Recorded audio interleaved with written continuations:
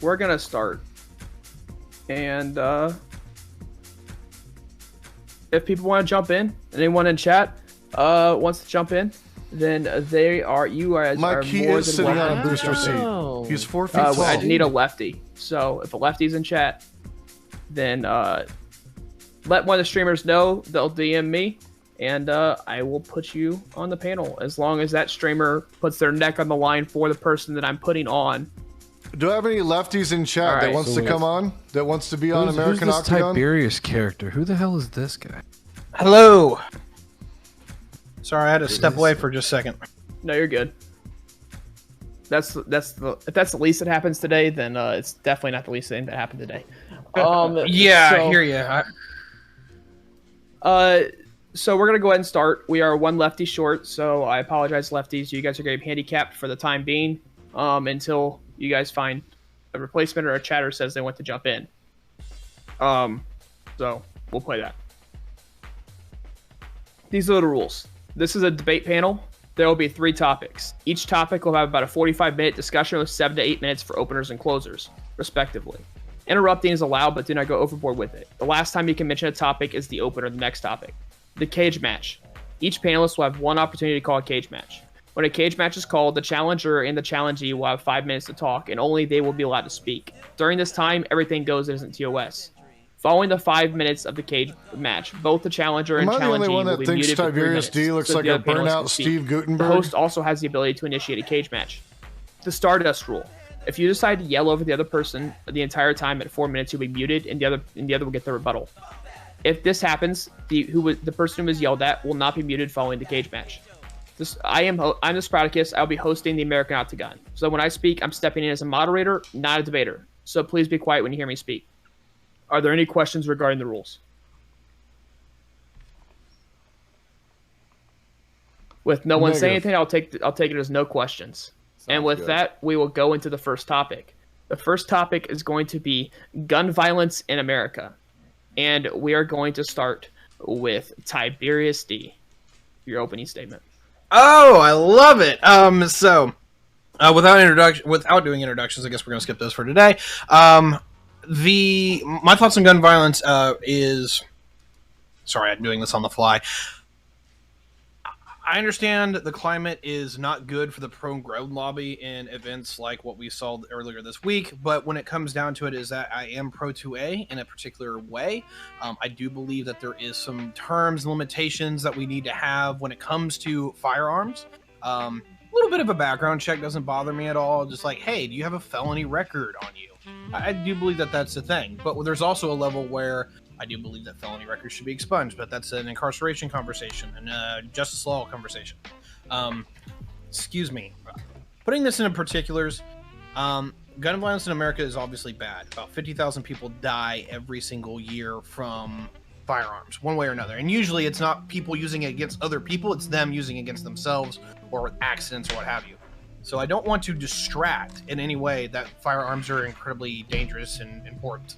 But when it comes down to it, at least for me, is that I do believe this is the cost of having a society that says that guns are permissible. And I am willing to accept this cost because there are people that unfortunately should have been there to use their firearms in response to this person. And unfortunately, that just didn't happen.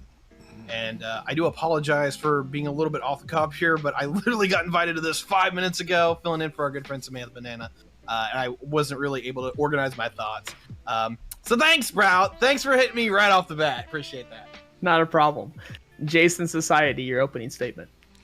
Yeah, with regards to gun violence in America, sure, I think that we definitely need to have some pro streamer moment, right? Yeah, so you're still muted. You're still muted. Still muted? You're muted on Discord. Your mic isn't muted. You're muted on Discord. There you go. All right. Now can you hear me? Yes. Okay. Yes. Can you let it? That was weird. My stream deck wasn't working for me. My impression of the whole thing is, yeah, absolutely, we need to do something about gun violence. I think that there's a lot more that we need to do than just take the guns away, because I don't think that taking the guns away ultimately solves all the issues. As a matter of fact, I'm a leftist of the opinion that if you go far enough left, you get your gun rights back. Very much believe in ownership, personal ownership of firearms. I do agree that there does need to be some restrictions, such as mental health checks, background checks, things like that. That said, if we're doing this in the context of the Buffalo shooter, I don't think those things would have prevented the Buffalo shooter from what he did. I think a lot of what needs to happen in terms of that is I think there needs to be better mental health care available to people. I think there needs to be more awareness about radicalization and how to combat radicalization.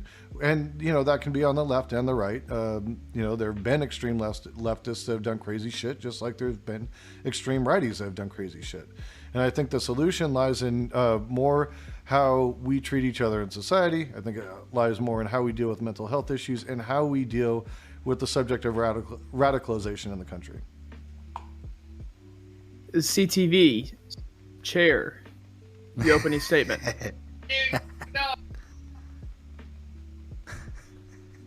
Wonderfully said. Always. Wonderfully said. So we're going to go over to Professor Meat, your opening statement. Yeah, so gun violence, and it's almost hard to give an opening statement in a way because the subject of gun violence and the ways you can talk about it are so broad. Loosely speaking, we live in a country that I think has a unique situation going on with gun violence. There's a lot of disproportionate rates of gun violence in our country compared to others when we look at just global statistics. But more than anything, that doesn't really matter to me so much as the fact that at a basic level, there's a fundamental logic of the fact that there is a huge amount of crimes that are committed, especially in America, on the basis of crime of passion is a way of describing it. To some degree that is impulsive or characterized by some type of mental health issue. I think that generally speaking, take away your guns is not just a basic idea with no other context is impractical and untenable, but we absolutely should be looking at ways to increase access to mental health for people, yes, but also try to find ways to mitigate the accessibility of guns to the populace in general, which can be pretty radical. But I don't think we should do it in any radical way. We should try to find common sense ways, incentives, any ways we can. We can be creative about it. It's easier said than done, but it's clear to me that we do have a gun problem, and I don't know, I guess just loosely speaking, recognizing that as the first step, but it doesn't seem like we're really even there as a country, so that's my Doghouse Show, your opening statement. Yeah, I mean, there's a million ways this conversation can go, which was incredibly difficult, so I chose to take it this route. I just want to point out that my problem isn't with necessarily gun laws. I have no problem with gun laws. I think that for the most part, I think gun laws are seemingly inefficient in some ways already, as it is. I can point to a couple of different reasons. Let's point to we've had obviously several mass shooting, and then depending on how you define that word, there's already a problem with that. Then we can get into the Sacramento Bar Shooting, which people seem to have kind of memory hold, which were actually the suspects were charged with felons in possession of a firearm. This was a mass shooting, and the these people were charged with felons in possession. The Buffalo shooter in his manifesto mentioned how he altered these firearms. The AR-15 specifically mentioned, really oddly, mentioned specifically that it was against against New York's law. He mentioned that. Laguna Woods church shooting, this one is a little bit different, but the firearm that was used was a pistol, not an AR-15. The other thing is, the interesting thing is the Waukesha massacre that happened, where the gentleman used a car to mow down an entire parade of people.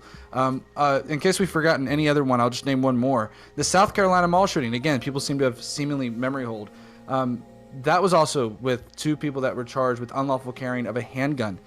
So these are some laws that, in my opinion, have obviously been ineffective if the purpose is to lower or stop these mass shootings. Then I want to provide one more statistic to throw at y'all. 6,365 homicides or 45% of homicides were committed by handguns. 364 homicides, or 2.6%, were committed by rifles. Now, hands and fists and feet, 4.3%, or 600 homicides were done by hands, fists, or feet.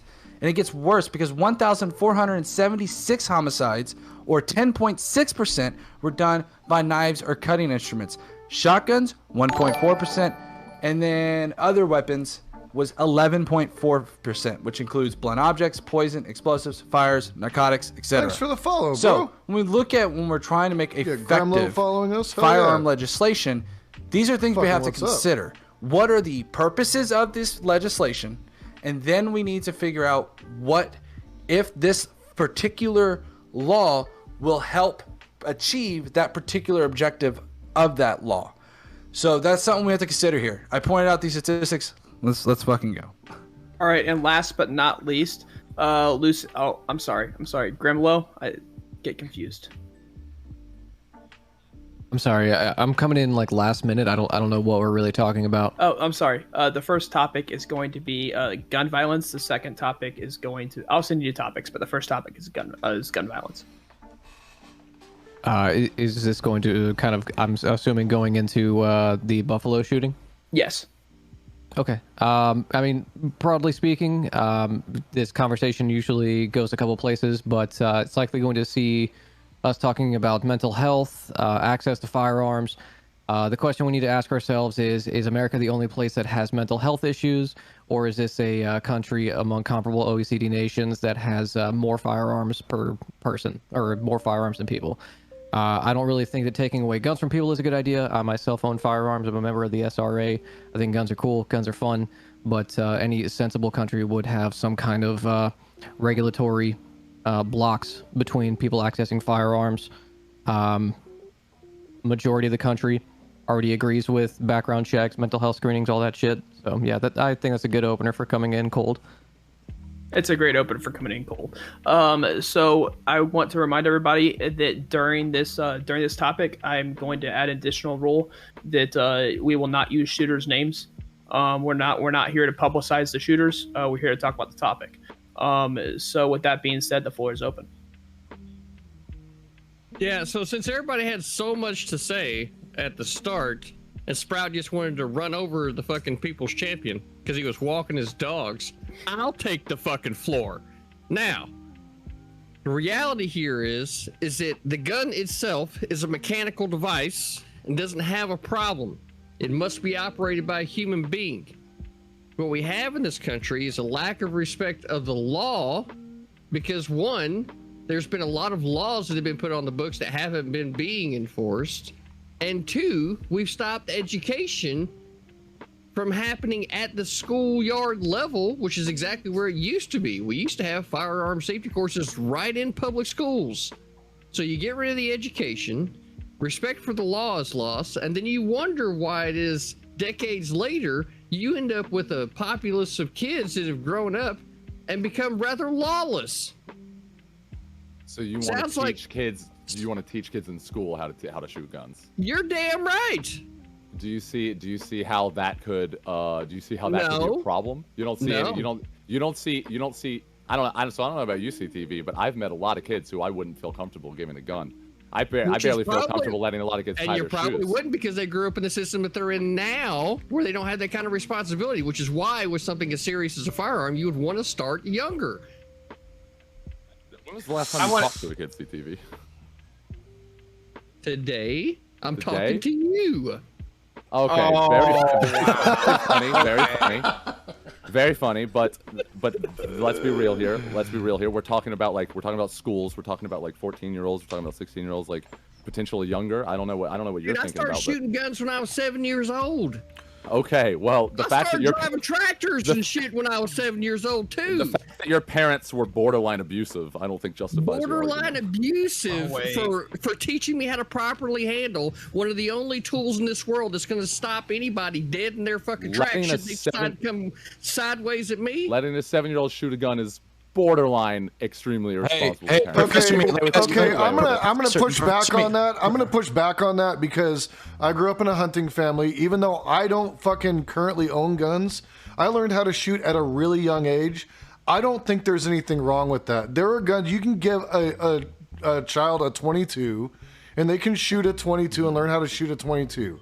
That's fucking been going on for fucking ever. I don't know when the fuck it wasn't going on. That's not advisable, I would personally say. Like in the same way that I was able to drive a car and technically allowed when I was like 12, I don't think that people should be letting 12-year-olds go around driving cars on the street. Professor Meat, let me ask you something, because I want to pick your mind here on a couple of things. So I got two questions for you. One, do you think that children should be able to use BB guns in that manner, specifically a break barrel BB gun? I think you should be really careful when you're letting your kids use a BB gun, but like generally speaking, I think there's like an age and a level of appropriateness like to allow a child to use a BB gun. So the second part to this question, okay, is do you believe that this should be a mandatory law? I guess that's the next big question to ask. That what should be a mandatory law? Like, in other words, that children should not be able to basically pull the trigger of any firearm, even in presence of their parents, even if it's 22 or anything like that. Or let's say figure of authority, like let's say in a school, like having somebody that's a firearms instructor, for example, come into the school. Do you think that there should be some kind of law regulating that, or do you think it's just an advice? If we're talking about BB guns, we're like, well, I'm sorry, BB guns, 22s, we can Wait, discern are we actually whichever having one. a conversation about bringing in firearms safety courses back into public schools? Yeah. I thought it was just a meme from. No. ACD. So I'm engaging with the conversation right now. I'm asking Professor Meat because Professor Meat seems to be implying that he doesn't like the idea of children. So I'm asking him if he wants it to be a law, or if he's just simply saying that, hey, I think that it should be ill-advised. So in other words, if it's not against the law, then we could have theoretically, say, private schools that maybe want to implement a firearm safety course and allow them to. But if you're against the law and you don't want this to be a thing, then by putting it against the law, you could effectively bar this from any kind of school. So I'm trying to see what you want. Yeah. like I could imagine, depending on the age, like obviously there's some level of restriction that you could have, some level of policy that you could have that could like safely handle schools with guns with kids. Like we do have like training, like firearm training courses that exist in America. I'm not trying to make this illegal fundamentally. I'm just trying to say that like it's probably not a good idea to make it into a safe idea. It would require a ton of funding, and it's not really important that we do it. Not in particular. The idea that like first off, I think like the only possible sorry, that's a tangent. I'm not even gonna go down that road. Even then, like if I'm gonna say that it's a bad idea, like an unworthy idea, I just don't think that a worthy criticism of my position is saying, hey, my parents did this thing that you're saying is kind of dumb with me, and I didn't die. So my parents let me do a lot of dumb shit when I was young, and I I'll ask this last question. I promise. I'll ask this last question and let everybody get in here. Do you think that what if it was an elective course for specifically a high school class, like not let's say elementary, not middle school? What if it was like allowed in a high school elective setting? I'd have to look at the cost of. I'd have to look at basically, it'd have to be demonstrated to me that you could do it safely and that you could do it like in a cost-effective way that the school can basically like get away with, let's say, while still keeping it safe. You might be able to do something like that. We do allow like hobbyist courses, for example, that involve to some extent dangerous equipment. So it could be possible. It's just, I don't think it's going to address the issue to the extent that we think it would. Has anybody ever heard of ROTC? Like, yes. They teach you how to shoot in ROTC. They teach you how to use a gun. At least when I was going to school, they did. And but I'm just saying CTV is talking about like literally like requiring that we teach. I don't think there's an issue with like having like Olympic style rifle or air pistol, hell even like shotgun courses and like teams in schools if they have the resources. I don't even have necessarily a problem with that. I also think this conversation about having like gun training courses in schools is a red herring for the actual issue. I want to split the field. I want to split the field a little bit when it comes to gun education because I'm a little bit of two minds. Number one, not all firearms are created equal. A 22 is not a handgun, and going it all the way into the fact that we have rifles that are like, you know, a 5.56 is not the same as a 7.62 up into a 2, or sorry, not 203, but like a 302, that kind of thing. Different powers, muzzle velocities, all that. Shouldn't treat them all the same. When it comes to having a society in which we are going to have guns as ubiquitous, if you want to use that term, as they are, we do need to have the average person to be familiar, trained. Of course, back in the day, we used to have like selective service or national service of some sort that most people would fall into, that they would be customized to that. So if you didn't get that in your earlier years, by the time you were 22 or 21, you probably had handled a firearm of some different form or caliber. We don't have a lot of those institutions anymore, for better or worse.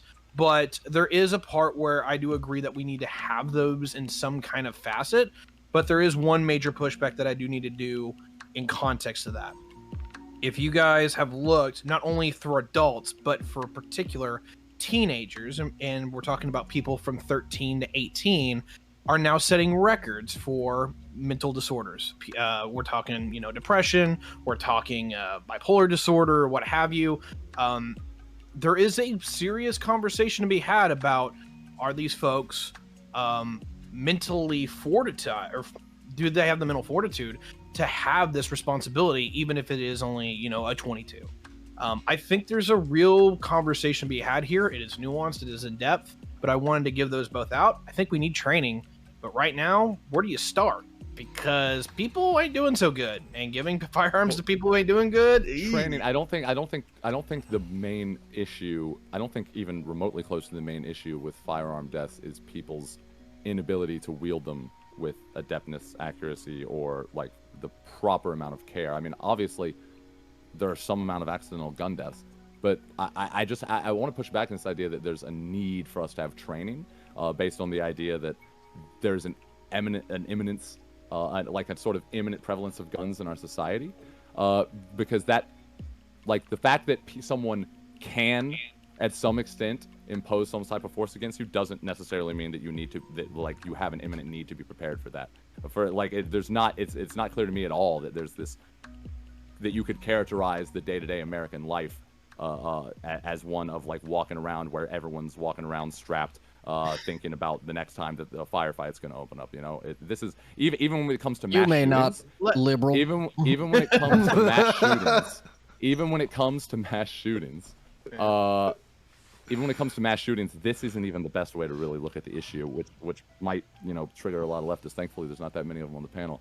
But like mass shootings, even though we have a prevalence of them in America, the statistic can be really misleading in the sense that it's still a hugely disproportionately small amount of the actual gun deaths that we're talking about. Anyone want to take a swing at how many have happened just in 2022?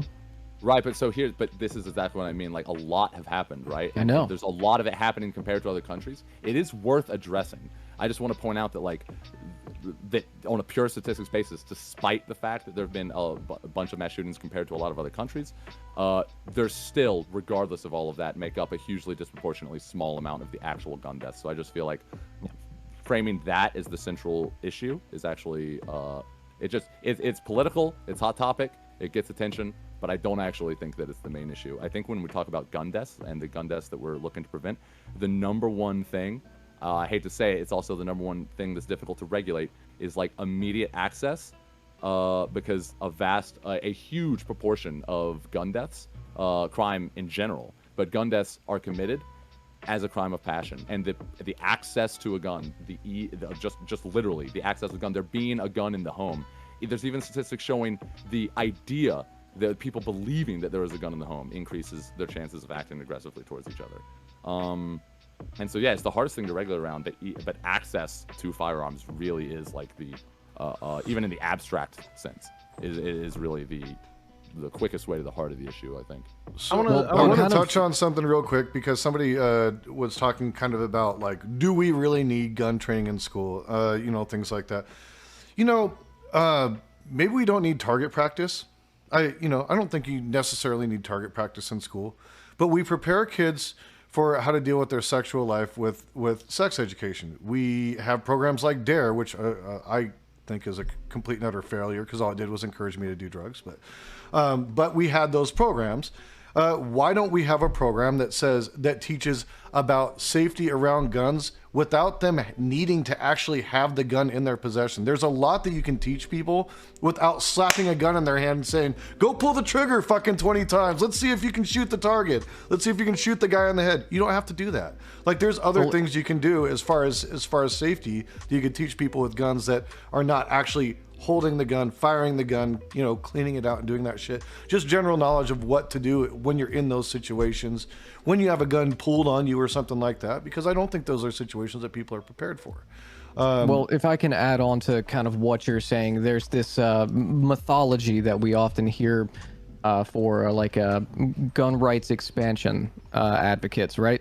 That if we have more training, then there will be less shooting. Well, Stephen Paddock was trained in how to use firearms, and he shot a bunch of people. So this idea that training you to be responsible with your gun, there's no follow through with that. It's not about whether or not you're trained to handle it properly. Okay, if anything, that increases your KDR. Okay, we need to actually have a conversation about what are the conditions that lead to these events, to suicidality, because to add on to what Professor was saying, suicide is a disproportionate metric within gun deaths. Like you said, having one in the home exponentially increases the likelihood that you or someone else is going to be hurt by the gun. Again, that goes into proper care and storage and maintenance of your firearms, but having it around is a force multiplier. The reason we don't allow people to have hand grenades unless they have a special license, it's the same thing. It's a force multiplier. You can do more damage with it. But again, why does this only happen here? Because of access. So there needs to be actual regulation around access to firearms. That's it. The end of discussion. Unless you're unreasonable, I don't see how you can argue against some kind of 24-hour background check, mental health screenings. Mental health part requires other mechanisms within our government that'll allow you access to mental health services and normalization of using them. Go ahead. So I was gonna say, can I ask you, like, and I asked this in my opening, and I'm very curious as to what are you hoping to achieve by implementing these particular, let's say, laws, if that's what you seems to be advocating for. What are you hoping to achieve with this law? Well, I think broadly speaking, anyone who wants like regulation, or even on the more extreme sides that I don't agree with, getting rid of guns, right? The thing that people want out of that is less gun deaths, less mass shootings, less people using it for suicide, less people using them in crime. We want all of the bad aspects of firearms to go away, right? But yes, so that's what I was gonna. I want to hit on that real quick, because so it seems like what you're trying to tell me is that by implementing a mental health check, or say like a 30-day waiting period, that will somehow lead to these lower gun deaths. And I would push back on that just a little bit for a couple of reasons. One is that a very big flaw in this is that what if I have going to what Professor Meat said with being crime of passion, if I'm sitting there and I'm actually just a normal person who goes and gets a mental health check done, let's assume we put that in a law, and then I end up passing the mental health check, because again, based on the statistic that these are all mostly done out of crime of passion, I could be perfectly mentally capable at one point, and then next thing you know, I have a heated moment, my wife wants a divorce, who knows, whatever it may be, and then something snaps, right? So this is something that you have to look at is if the idea of this law, this mental health check, is to lessen gut deaths, I don't see how that is effective. It doesn't seem like that would be effective in lowering that's this. Because we don't legislate based on the margins. We don't legislate based on people who are going to slip through the cracks and who are going to get around the legislation. We try and hit as big of a target as possible, and the biggest target possible is people who are already within those mental health systems that we can catch. But I can explain. Professor Meat it's still effective. The reason it's still effective is because, like, and this is what the Grimlow here is getting at, is that what you've demonstrated in your example you gave is the fact that this kind of legislation would not be perfect, would not solve all the issues, and there might be some examples of someone committing a crime of passion despite the law.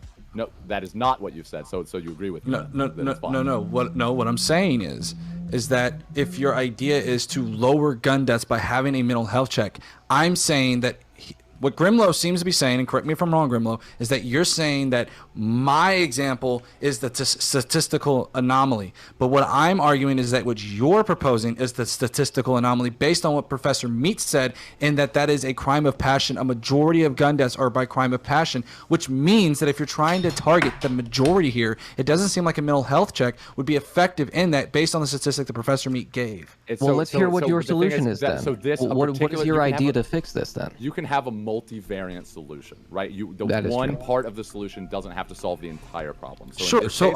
It would still be effective. It just wouldn't be holistic, right? I mean, it may be it wouldn't be effective in my opinion if it's not like affecting the masses. And in my opinion, based on the statistic that you provided, do you believe? Based on the statistic, it's my statistic. I can explain. Go ahead.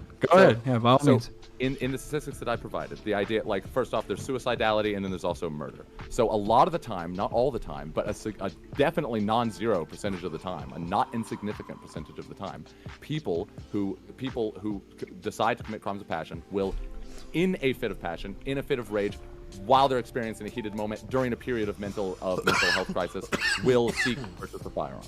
Now, outside of that, suicidality is going to be the big one that you're going to control for, in my opinion, when you start to have 30-day waiting periods. Because generally speaking, we're talking about a crime of passion when it comes to murder. Not always, often, but not always, or sometimes, but generally speaking, we're talking about a crime of passion. We're talking about people who did have access to a firearm beforehand. But it's still going to cleave a little bit off of that margin, and in particular when it comes to suicidality, it's going to be way more effective in that case. I'll give you some, from what I can tell. I don't know if I can find currently anything that would go against the waiting period. I'll give you something to that. I mean, I'll be willing to change my mind on that. I think that is a valid opinion, especially like you said with suicidality. I think it makes sense, but I leave that route to be changed should that. But I'll give you that. I think waiting period, depending on the time, right? We can adjust for that time, whether it be 3 days, 5 days, whatever is probably the best route. I think that's fine. I don't know if 30 days fits me, but I'm okay with the waiting period in general. But yeah, as far as like the mental health thing, I just don't think that's the right route to go. I get that it makes sense in theory, but I don't think it makes sense. The right route to go. You see, this is why I think when we phrase around mass shooters, we get a little bit lost in the sauce, because it's worthy of addressing. But the thing that I'm more concerned about is actually, when it comes to mental health and guns, is suicidality. And I think the numbers bear out that that's the worthy concern to have. And so, to what you're saying, again, if we're wanting to address things like suicidality, we need to expand other mechanisms so that people can get those services that they need, so that we could also address it without even considering firearms first. We need to have like people, who are able to, ameliorate these situations before they occur. I think you'd get everybody on this panel, including the conservatives, to agree that mental health is a serious issue in this situation. And some conservatives, maybe on this panel, maybe not, whoever wants to chime in on this, that mental health, most conservatives say it's not the gun issue, it's a mental health issue. I think is what I've heard from the most common narratives. And so I don't want to like hog up all the time. I know there's other people on this panel that want to get in some moments. So like if y'all want to chime in on this, maybe I'm wrong on the mental health thought, but I think a lot of conservatives would agree that there needs to be more expanded mental health care than versus getting gun legislation. Right? Well, yes, you can do both. Yeah, go ahead. Sorry. I want to get on that and say, like, there's a problem, and I'm on the right, but I'm not like super right, and I'm gonna talk and walk, and that is, I absolutely agree that the common denominator here, not only when it comes to gun deaths, but across the board, the number one issue in America may actually be just a mental health crisis. Now we can talk about that in a pejorative whole, but the problem that I have with the right is that they've openly been talking about that. And they've openly been more likely to engage. Oh yeah, it's not the gun, it's the person. I don't know how many people I've talked to. It's like, well, I've never seen a gun just walk up and blow somebody away. There's somebody pulling the trigger. Like, memes aside, they're on the right talking point. Ain't never seen that neither. But I've never seen anyone actually say, all right, cool, we have a mental health disorder issue here in the United States, and what do you want to do about it? And welcome to the right, they just don't have any ideas to how to handle this kind of situation. Well, I provided a very perfectly sound solution to handle this situation, right?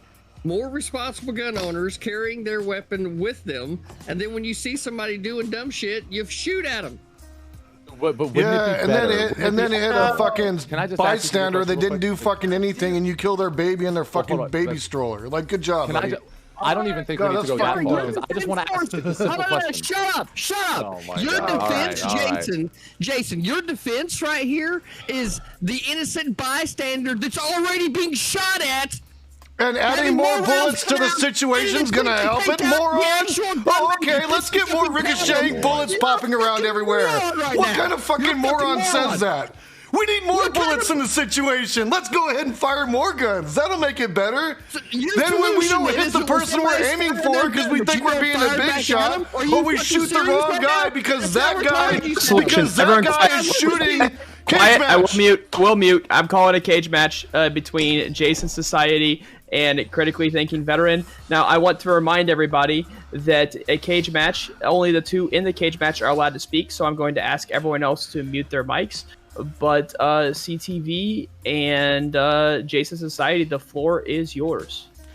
Dude, you cannot go into an active shooter situation and just pull your gun out and start shooting people. You may not even be shooting the shooter. You may be shooting another guy that's shooting at the shooter, CTV. Like, what the fuck are you talking about? No, there is no way in hell that seems rational or normal or sound. Are you kidding me? Are you done now? Did you get all your energy out? I mean, it's that simple. That's all I gotta say. It's that easy. Like, you want bullets ricocheting around a bunch of innocent people? Okay, like, let's do it at a school, right? We're going to go in an active shooter situation. Everybody that's the good guys with guns are going to go down there and start shooting at the active shooter, and we're going to see what happens, right? No kids or fucking teachers or anybody's going to get hit in the crossfire, right? Because it's a perfect world and everybody knows how to shoot like fucking John Wayne in the movies, right? And we're going to headshot and that's going to be that. That's not the way it fucking works. That's not the way it works. Everybody should totally pay attention right now, because Jason's solution to society, right, is if you are getting the shit kicked out of you, no one should help you, and you should just be continued to have the shit kicked out of you. That's Jason's solution for society. Whereas I'm like, hey, if you see somebody else getting the shit kicked out of them, go over there and kick the shit out of them.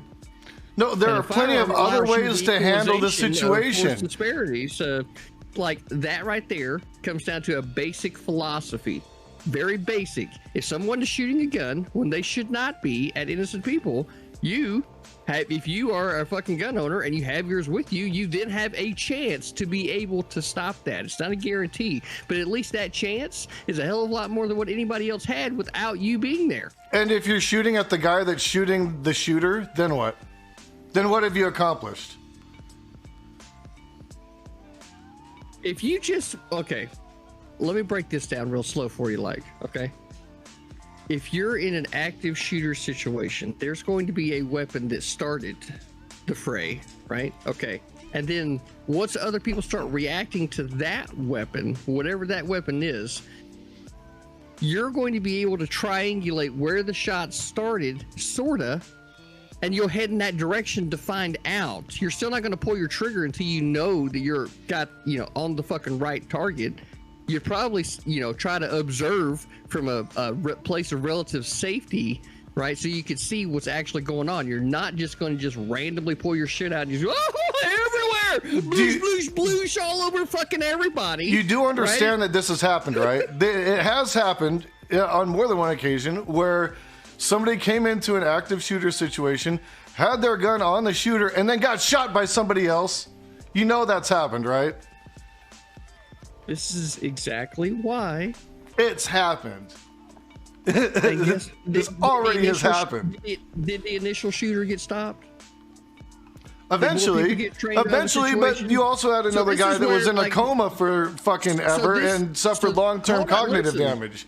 Like, how fucking positive is that? That's a good situation? This is the difference in the situation where you have the firearm for self-defense as the primary purpose, right? So if you can get yourself away from the situation, that's all you and your gun need to be worried about. If I'm in an active shooter situation, rest assured I'm getting me and my wife the fuck out, right? I'm not playing hero. Me being a hero is getting my wife home, right? But that's not what you started out saying. You started out saying, if I saw an active shooter, I'm going to go in there and shoot him. Like, that's what you were saying. If that motherfucker pulls it out and the way for me out is through him, he's going down. But that wasn't how you originally framed this. You frame this like there needs to be more good guys with guns that are going to go shoot the bad guys with guns. Well, you're just saying right now that you wouldn't be the good guy with the gun because you'd take your wife and get the fuck out of there. You wouldn't say that with the active shooter. Good guy with the gun. If my way out is through him, he's going down. Or she. I mean, I don't know. That person's going down. Otherwise, I'm exfilling the area. Because, frankly, I don't know how fast it is that police officers are going to be on the scene, and I'm going to be viewed as a hostile regardless, because guess what? I'm not in uniform. Okay, These are all things that you need to be thinking about if you're in that situation. I am so glad that you conceded that you would not just run in and shoot active shooters. I'm glad that you have conceded that point and that you said that you would walk away. So thank you so much for saying that, because that was the whole crux of what I was going in on you about. So thank you so much, CTV. I appreciate you conceding that. And with that being said, the cage match is over. And so they're going to be muted for 3 minutes. Everyone else, the floor is open. So please do discuss. I want to, Professor Mina, you might be able to engage with this conversation. So first of all, okay, I might actually agree with you on this before you get to it, okay, depending on what you say. I think that there needs to be two approaches here. What I hear being given is a reactive situation, meaning we should be reactive to particular shooters, not proactive. I think there definitely needs to be a proactive approach to some of this in some regard. There definitely needs to be some kind of a consideration that is up for debate, and that's kind of what I think is debate here. The other thing is that, on the other hand, firearm proficiency is a very real thing. The whole idea that people can just go shoot willy-nilly, yes, these things happen, but you can also go out to the range. You can be very firearm proficient. You can even do certain requirements. They do this in the military, I believe. They actually make you, thank you very much, have to test a certain proficiency in the firearm. Now, of course, we can take it to the nth degree and say, oh, teachers are going to carry firearms. They have to be that damn proficient, and that's fine. But there is a way to train with a firearm that you are at least 99% guaranteed, short of a dirty gun, to hit the target. Or whatnot. So again, the idea that like somebody just bringing the gun out like, you know, Slick Draw McGraw, pow, pow, pow, pow, pow, pow, pow, and just bullets flying. You can make that where it's lessened by. I have two things to say. First off, it sounds like, and I appreciate it. It sounds like we're in agreement that yes, it would be good in our current society for a gunman to stop a good guy with a gun. They're not paid to be first responders. You're right. And despite that fact, we can also agree that it would make sense. It would be preferable for no one to ever be getting shot at to begin with, right? Wouldn't that be great? It would be optimal if we could prevent it, right? Even though we recognize that there's still a need for reactive measures, of course, because we live in a world where we have to face the consequences of our environment. Yeah. So now that we've agreed with that, and I appreciate that. Since the rest of us could agree on that, the more sane of us, I guess I'll just say, just to paint a clear picture, and I know I'm not taking a strong stance here, so I'm just being a little critical of people's positions, but I just want to, I think it's important to paint a clear picture. I don't think that you can realistically train people and expect a high degree of like reproducibility of a citizens to consistently be able to reach a standard of being able to hit the target 99% of the time in a gunfight where they're also getting shot at. I'm not even sure, based on my experiences on gun ranges, the people who do this for 20 years and they'll hit the target 99% of the time who love guns. You're not going to be able to get 99% of the time, but there is an 80% proficiency that's required for, I believe, the concealed handgun licenses and things like that you have to hit. So, and now, granted, maybe if you want to increase it to be higher, that's perfectly fine. But yeah, I really want to get. I really want to get on this for a second. And training required for guns. I just want to say, increased requirements and trainings for guns just in general. Like, I like the idea. I'm not like, I think that's an 80% requirement for training for handguns. That's not a bad thing. Like that's the kind of thing I like to hear. So just to. Well, wait, what are we talking about? Are we talking about like people who have training are going to not do shootings, or are we saying like we should have like requirements to be able to access them? I'm gonna let Tiberius chip in. He's been trying to for a second. Yeah, I'm sorry. I don't have like big dick energy today. My head hurts. Anyway, 3 things I want to hit. Number 1, the training thing. It's a huge thing. I want to hit it. Number 1 in the regards of training is that it's not a one-time you're done thing. to have the proficiency to withstand the, if you will, the stimuli, the stress of what's going on when you are in a bad situation, is that requires a large amount of temperament, especially if it's like in the, I'm not gonna say in the dark, it comes out of the blue kind of moment, like you're in a theater and all of a sudden you're like hearing gunfire, you're instantly stressed, right? This is a significant emotional event. So one, like, you have to actually have the training to put yourself mentally and cognitively back into a state of not calm, collected, but I have to do it. That takes a lot of training, and not only on that, it takes consistent training. And this is where the kicker is, both in gun usage and also in mental fortitude, is that you have to consistently train. Because if you are not continually using your firearm, and I'm going to have to go on the chopping block a little bit here, I'm not consistently doing my drills because ammunition is high and gas is high and I can't get to the places I need to do my drills, I'm losing my proficiency. I am not able to respond with my firearm the way that I feel like I would need to. And in any kind of event where the good guy should get the gun, I'm a liability as much as I could be a positive or a positive effect. I couldn't agree with you more, Carpe Pex. I recognize You're right that on the a lot of gun money. owners don't, and it pisses me off. You have to drill consistently. The other Drill thing for what? you have to drill if you are going to use your firearm in a stressful situation, you have to drill psychologically to deal with the stressful situation, and you also have to drill with your firearm so that when you pull it out of the holster or you're concealed, whatever you're doing, is that you can accurately and in time pull that out, put it on target, and put rounds down range to where you actually fired. And What are you drilling for? Dude, like, you have firearms, right? Yeah. Like, okay, your drills are, at least for me, all right, here's my 15-yard shot. Here's my 30-yard shot. Can I put rounds what's on the target? scenario you're drilling for? You drill in a generalization. You don't just be like, oh, hey, I'm going to be in the movie theater tomorrow, I should drill for that. like for real, what you do is that you drill as, all right, can I actually whip my gun out within a certain amount of time, hit targets, and usually you're going to have multiple. So you have like a beer can here or whatever the hell else. I'll whip it out, all right. That target, and you want to be done literally within 5 seconds. Now, is there a reason for that? Yes. To do that, you want to be consistent, and you want to not expend ammunition hitting that, and that. I'm sorry if I'm being a little bit hyperbolic here, but this is really basic stuff. It's the reason I ask is because maybe this is my like libcuck brain, or maybe this is like a product of like being a sociologist. But what it sounds like me is to me is a death cult. I love it. Okay, that's a jump, but I'm gonna hear you out. Hear me out. Hear me out. Hear you out. Okay. What I'm talking about is we're getting lost in this conversation instead of talking about like what are things that can actually effectively combat the externalities of there being a lot of firearms within a nation. Instead of looking at examples of how this has been solved, you're saying, oh, we need to train everybody who has firearms to potentially be a hero. We have studies on this, and we have writings on this.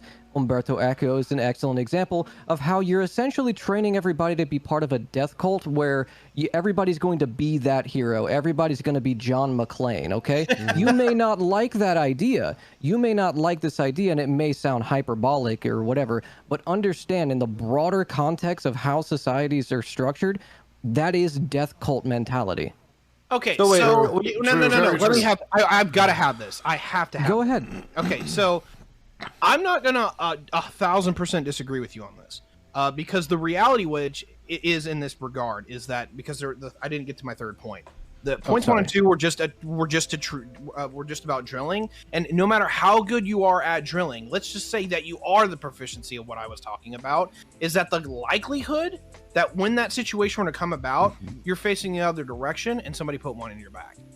That is the reality. And so I'm going to have to give you a lot of kudos points here in the regard that even if you're drilled, even if you are put down into your skills, is that most of these situations are quote unquote random. They are literally just people at a supermarket, or people literally in a movie theater, or people, just out upon their daily lives, and somebody's just opened fires on them. Like they don't even have time. It boggles my mind because these aren't conversations that are had in comparable countries. Okay, wait. No. Let me just finish this. Okay, The reason why I will go to the other direction and say accessibility is a real topic here is because CTV said the good guy with the gun. Big deal here. The good guys with the guns are becoming crazy. And they're becoming some of these people that are more often not harming themselves. It's also a myth. More like by statistics, it is more of a myth because of the reason I said. You're not prepared for that, and even if you're the good guy, that's the only thing we can base it off of. We have examples. There is examples, but the examples yes, and they are disproportionately outweighed by bad guys. Ginger with Deadman, a gun. UK, thank you very much for the follow. Hey, I here are appreciate that. examples. Here's anecdotes of people using their "shut up, brother, I'm talking right now." Use your fucking conservative Florida mouth up, brother. Everyone quiet. We are running kind of late on this topic. I do know that there's a panelist that has a hard time for the second topic. And so with that, we're going to, can everyone else say their piece in the closing arguments? Yeah. Okay. Yeah. All right. So we're going to start with closings. We'll start with Doghouse Show because I think Doghouse Show was wanting to say something pretty, Yeah, so I'm glad you let me go because I do want to hear Grimlow's response, and I'm perfectly okay with not getting a response back. So this is okay. What I have to ask in the closing statement here is that, going back to my original statement, what is the end goal here? I'll tell you this. If the end goal is to get into an America where there are 0 guns, you are absolutely insane for a number of reasons. If we got to 0 guns, first of all, that wouldn't be allowed. Okay, we can look at various different kinds of gun laws where we had grandfathered in certain guns, pre-banned guns. Okay, this is why we have, I think, I could be wrong here. Someone quote me on this. I believe there's like 1950s, like certain automatic weapons or something like that are like allowed because they're like considered historic or some shit. It's wild. But like, for example, the AR-15 ban. Okay. Even then, we would still have grandfathered in guns. So the idea of just like creating some kind of like ban on any particular kind of gun is absolutely insane. And in second, you have to overcome the entire constitutional challenges that will come with the Second Amendment violations on these. So you have to be prepared when you're making a law that you could be very well going up to the Supreme Court to try to argue that this law is constitutional in some regard. I can tell you right now, an AR-15 ban, probably not going to happen. So again, to your point, when you were saying, it sounded like you were saying you want a society that is free of guns, which is fine to have that vision.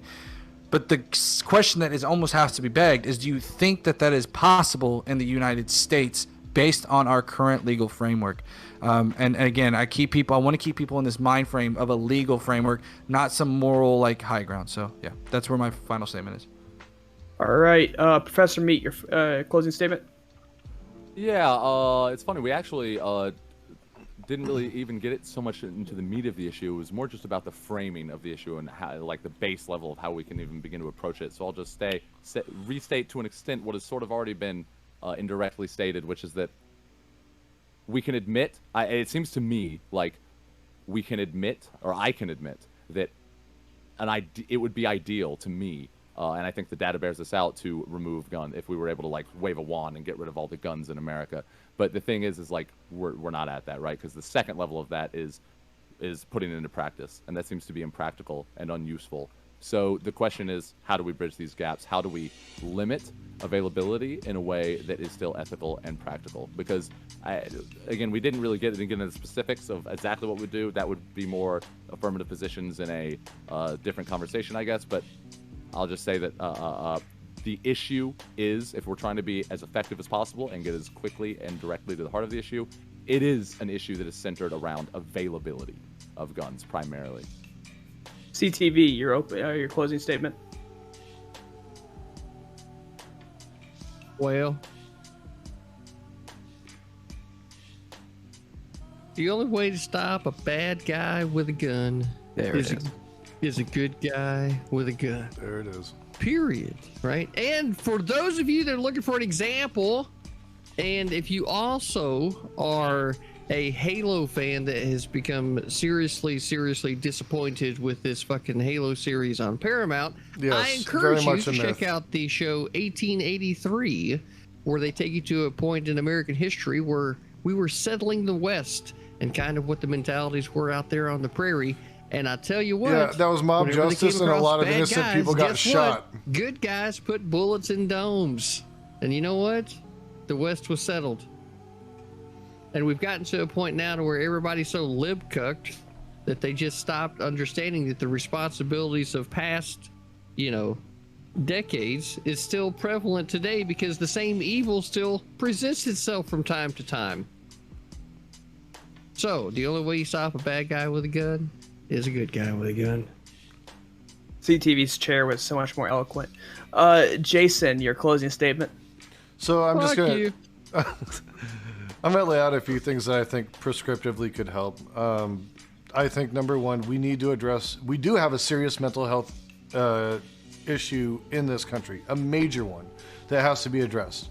I think, again, people aren't going to like it, but I think Medicare for all, or a system like that, some kind of system that does account for mental health care, put into place that people can access. I think that would be great. I think number two, I think people do need to know what to do when they're in a situation where there are guns present, or they're being fired upon. And I think that appropriate gun safety education, age-appropriate gun safety education, not with actual guns, but to tell people what to do when they're faced with this shit, like they're being faced with in their schools all the time, is very important to keep them safe here. I think three, we need to work on radicalization. I think there's a serious problem with radicalization in this country that is resulting in these guns being used for this purpose. And yes, fourth, absolutely, we do need to limit the access to guns. And I also think, in addition to that, one thing I've said forever is if people want to own a fucking gun, they should chip it now. You chip cars, you chip everything else, chip the fucking gun, assign that chip to that person. If something happens with that gun, they're fucking accountable for it. There is no fucking excuses. End of story. Those are some basic, simple solutions. It's not everything in a nutshell, but I think those things could lend to help some of the issues that we're facing. Okay, Tiberius. Yeah, so I've got a few things here, but I'll keep it as brief as I can. Number one is that the question's asked, why do other nations not have to deal with this? Because the simple answer is because we are a nation that actually allows not only the hyper propensity to have a gun, we have that freedom, that right, that liberty, whatever you want to call it, that privilege. That comes with consequences. That comes with responsibilities. And whether people are using that right, I guess, is up to people's morals and ethics. I'm looking at different numbers here. I'm seeing anywhere between 21,000 to 40,000 people can die a year by gun deaths of some iteration or another. The high-end number would be a little bit higher than, cars per year. That's usually about 32 to 37,000. So do people bitch about the accessibility to having cars? Mostly no, right? We accept that there's a responsibility that every time I step into my vehicle, there is a significant chance that I can die more. When we sell a firearm, we have to look at it in that regard. And we do need to have an honest conversation with our fellow Americans about, all right, cool, you guys want to have guns? I do, but are we willing to see 40,000 of our citizens go away each year because of that choice? I definitely think we can get that number lower, and I'm absolutely going to agree that it's a mental health thing. But I'm going to push the left and the right. What is your solutions for mental health? Because I'm seeing a lot of feet getting dragged. Where you say what the issue is, we all kind of agree on it, but we're not putting forward anything. We didn't even do it here. We talked about, hey, good guy with a gun, bad guy with a gun, what have you. What are we going to do to fix the mental health shit? And I'll end with that. I said All right. Medicare for and all. Grimlow, Tiberius. your closing statement. Yeah. To kind of touch on a few points I've heard in closing statements, I don't want all guns banned. I think it's unrealistic. Also, to kind of brush on 2 points I heard, what is your actual solution? Well, a lot of the shit that we argue for, at least on the left, I would consider Jason on the left with me, we're not arguing from positions of power. We don't actually have any meaningful way of putting forward this legislation and people within representative government that reflect the kind of policies that we want to see. So whenever you hear us talk about how, yeah, it would be cool to have these really lofty ideals put into practice, that's always going to be us talking from the stump, okay? The last thing I'll close with is, within our fascist ideology, heroism is the norm. This cult of heroism is strictly linked with the cult of death. That's it. All right, and for our second topic, I'm going to bring in someone who is supposed to be a panelist and is going to be a panelist now. Is Pisco95, and he is the resident lawyer of Twitch. With that being said, Not the a next lawyer. topic- I have to say, I swear in a the couple resident weeks. lawyer in training. My bad. The resident lawyer in training. I passed the bar. We just need to swear in a couple weeks, and then I was fixing to I'll be say able to resident lawyer. That doesn't look like Kevin FM. So with that being Got said, the second topic of the night is going to be the Texas Supreme Court on Friday allowed the state to investigate parents of transgender youth for child abuse. And we will start with Pisco. Yeah, apologies. I haven't actually read the district court ruling or Supreme Court ruling.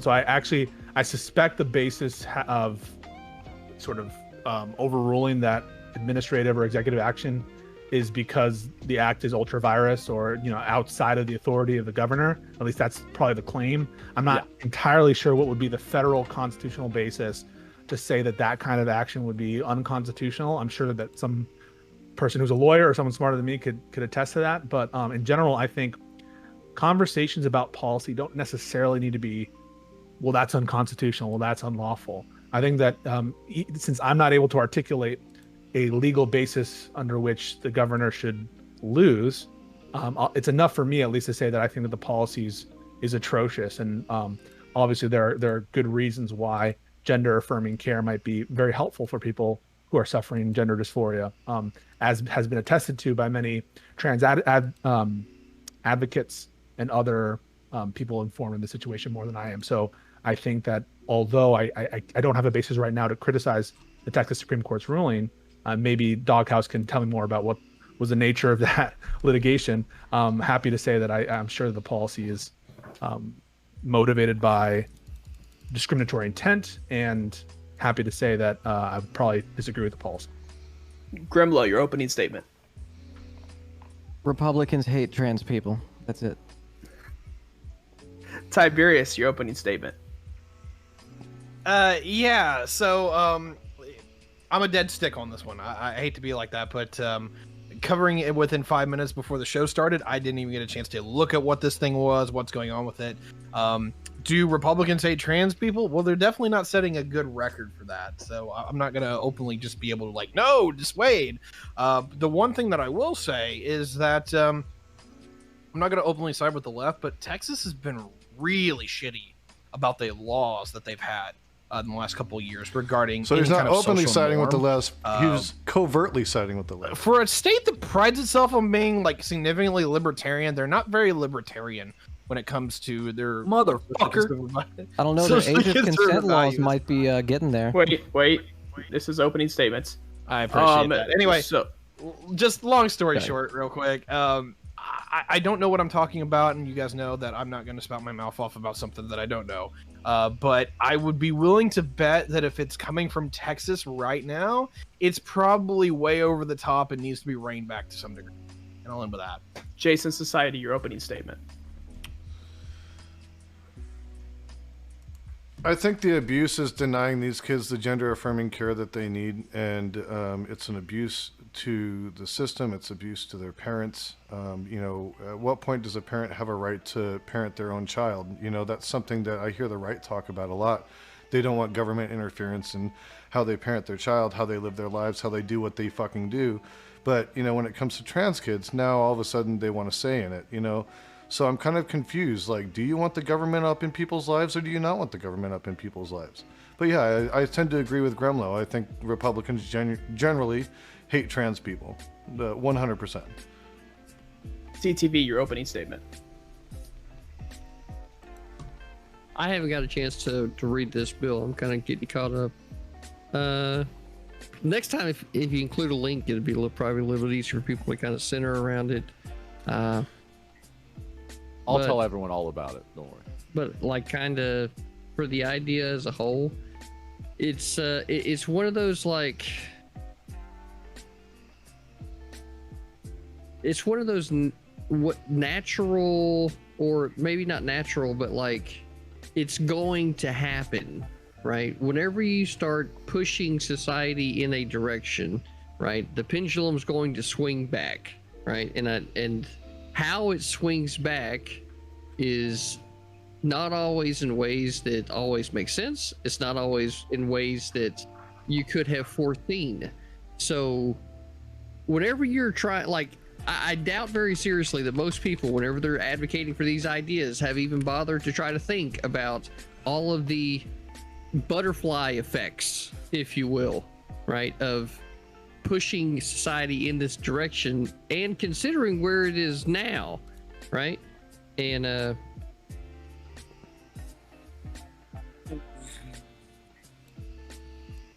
All right. Yeah. Yeah.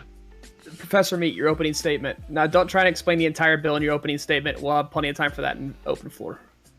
Yeah, I'll just say that. Oh man, how do I give my opening statement without explaining the entire bill? It's very tempting. But yeah, loosely speaking, very exciting that no one's read the bill but me. You know, puts me in a position of power. First off, it's not a bill. It's not a bill or anything. It's just a judicial decision. And the framing of it as a libertarian, ironically, I hate to say it to my lefty allies out there, as I seem to be because I'm consistently labeled a lefty. I hate to say it, actually frame it as a libertarian.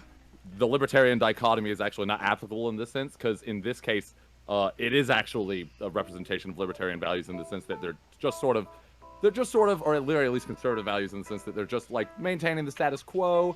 They're actually like, in this case, it seems to me the only reasonable arguments you could, the things that might actually be called for here, given this ruling, is some kind of increased regulation or guidelines for how DFPS, is that what it was, handles these types of cases. Yes. I'm just going to arbitrarily draw a line there and cut myself off before I start monologuing about the actual facts of the matter. In the cases and the original stipulation by the governor, governor and attorney general. So Doghouse Show. That's the one in particular. Yeah. Doghouse Show. Your opening statement. Well, Professor Meat, you have met your match, sir. I have also read the judicial You've also read ruling. about it. Uh-oh. Yes. Okay. So it's okay. That's why I jumped for joy when Pisco was like, I didn't, because I'm gonna admit to you, Pisco, right now I was fucking shitting my pants because there was so much fucking legalese in that Supreme Court ruling. I was like, I am outmatched, and you did not read it, so I am very happy right now. Okay, but I'll give you a few key quotes. That's all I'll do for my opening and what was in the Supreme Court ruling. The governor and this is quoted from the Supreme Court ruling. These three quotes. The governor and the attorney general were certainly well within their rights to state their legal and policy views on this topic, but DFPS was not compelled by law to follow them. But, and this is later on down the line, but neither the governor nor the attorney general has statutory authority to directly control DFPS's investigatory decisions. And then later on it goes to say, because the governor lacks the authority to investigate or prosecute the plaintiffs, and no party alleges that he has threatened to do so, an order prohibiting him from engaging in such conduct has no support in this record. And then there was an article later on that went to go say, but the Texas Supreme, this is an article, not from the Supreme Court, but the Texas Supreme Court also said in its opinion Friday that the Texas DFS was not bound to act by either Paxton's opinion or Abbott's order because the Texas legislature grants the responsibility to investigate allegations of child abuse to DFPS instead. So, from what this sounded like and everything I had read, it doesn't seem like they really were favoring with Abbott or Paxton in totally this. It seems like they were going against them and saying that, hey, look, you can state what your opinion is on this, but you certainly cannot tell DFPS what they can and cannot do. And I think if you read through the ruling, they actually mentioned that the DFPS is actually, in Texas at least, part of the, I believe, correct me if I'm wrong, but the executive branch, and they're basically co-equals in a way, so that there's not one single like executive over Texas. Like the Governor Abbott, even though he's the governor, he still has co-equals. So anyways, that's where I'll wrap it up basically. Okay. And with that being said, since there are people who are newer to the show, I do want to remind, since this is a very heated topic, everyone has one cage match call that they can call a cage match with somebody else and be stuck in a cage for 5 minutes, in which everything outside of TOS is allowed. But the floor is open. Okay, I just wanted to see how silent we were going to be for how long. Who wants to engage on the actual merits of the actual like Supreme Court ruling? Okay, Seems like not a lot of people read yeah, this. Let's let you and me can start, and everybody can weigh in. So here's the thing. So basically, I think it was Paxton, right? Originally, basically issued an opinion. We could argue the opinion. I don't think it's very interesting, honestly, or technically relevant. But he basically issued an opinion where he basically said that he listed how the like just the definitions of he basically listed all these reasons why he believed definitionally the concepts of gender reaffirming care were child abuse. And that's part of the framing of why this is so weird from the onset, when you start to compare the reasons why people are saying that they're instituting these things versus the good faith sort of charitable interpretations of the laws that you could make, and it makes it a little murky. So basically a judge used this like opinion, as I understand it, and someone can correct me if I'm wrong, but as I understand it, a judge used this opinion as justification for issuing an order that he had no right to actually issue. Basically, yes. Yeah, and that was struck down. So it's almost ironic in a way. I feel like this might become an issue now that it has become politicized, because in reality, we're technically just returning to the status quo. We're technically just going back to where we were before, because there's a great degree of power already afforded to like the person on the other end of the phone, so to speak, when it comes to like reports of child abuse, to like determine whether or not it's warranted to send someone out. And the reading into the situation, there's like policy 1 and policy 2, or what is it? The types 1 and type 2 or something like that, types of reports that they respond to. And so it just seems to me that like in that sense, it seems to me that that there's a utility in affording them that amount of power. So the real solution here, if we're worried about the state abusing its power against transgender youths, seems to me the only practical solution, as I see it, is just some type of guidelines around the way that they deal with those cases. The problem I have though too is like I've been trying to figure out, because when I read through the topic saying that Texas basically upholds like DFPS investigating, it didn't seem like anywhere in it, and I kept seeing these articles, and that was really strange to me, which is admittedly can be completely fair. I was worried when Pisco came in here, because I'll admit I don't see where anywhere in this ruling there's anything that says, hey, guess what, Governor Abbott's ruling is Governor Abbott's order and Kim Paxton's order is upheld. I guess in a way it's upheld, but it doesn't hold any weight, because they're basically saying DFPS at the end of the day has their discretion to put in whatever legislators want, and the governor and the attorney general cannot essentially force them to do this. So, I mean, I guess you can kind of twist your head in a way to make this be like, well, DFPS is going to listen to Governor Paxton and Governor Abbott and Attorney General Ken Paxton, because they're powerful. Like, they're going to listen to them. But I'd have to see some merit in that, because, like I said, DFPS, at the end of the day, the judges said they have the sole discretion. Well, actually, that's an interesting point you make, because when I first saw the prompt, I was like, wait, I thought that they actually shot down the ability for Texas to do anything on this. That's why I was a little confused about the prompt. And kind of as I'm looking back at it, that was my interpretation as well, is that basically like, no, DFPS doesn't have to listen to the governor, and, tough shit. Like, yeah. So both sides are sort of framing this as a win. I guess on the transgender rights side of things, you could still argue that, like, basically, the question then becomes, like, if we admit that we're sort of just returning to the status quo, then the question then becomes, was this a problem already? Is the idea, because technically speaking, it is still possible, and I think that there's going to be possibly increased political will now that this has been politicized, to engage maybe in bad faith to some degree or in an irresponsible way with this system, because so that's why I just say, and I guess you guys, I'll pass it to you guys, but like, do we think that the status quo is a problem, that it allowed the fact that you can now that you can and have been able to use gender reaffirming care as a potential reason for reporting? Do we think, I guess, let's say, do we think that the fact that this has now been established, even for a period of time, or by the politicized nature of this like news story, do we think that this is now in some ways like a precedent that has been set, even within the FPS department, that makes it a problem now, whereas it wasn't necessarily before? Or do we think it was always a problem?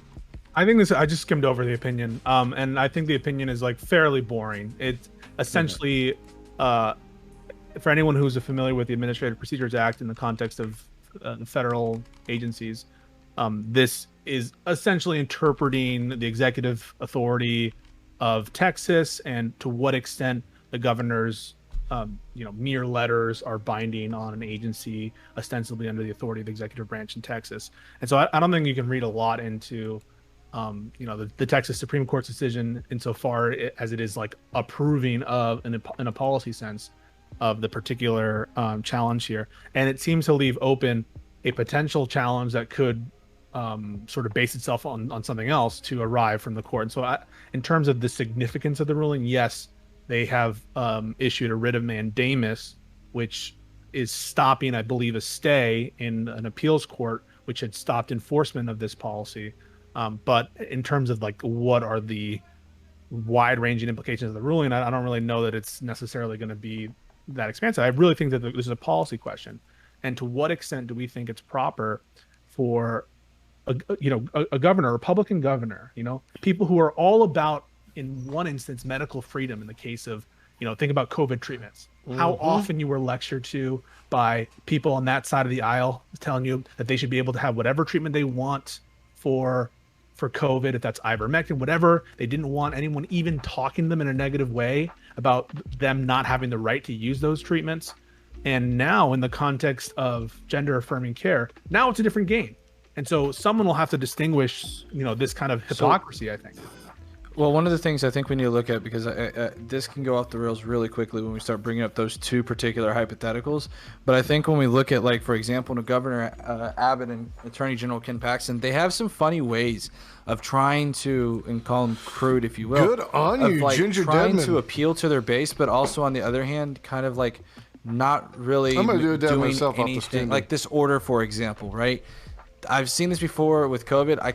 I'll be honest with you, it's been a long time since I've looked at it, but I remember this happened similarly where they'll implement on a public scale, like, hey, look, we did something for the hard right base, but then in reality, it was like a nothing burger. So like in this instance, for example, they implemented an order that really had no merit, but it was enough to be able to be like, hey, we did this, conservatives. See, we're with you. Vote for us. And this happens, and to kind of bring an analogy, I've seen this happen with, I want to say it was Mississippi or something like that, where it was Louisiana, where they're like, hey, look at this abortion law. We did something. But in reality, they attacked the criminal code, not the public health code that affects abortion. So it's kind of like really fucking weird how I've seen like conservative or Republican governors try to do this like weird like pandering, but not really implementing any serious like effective change, right?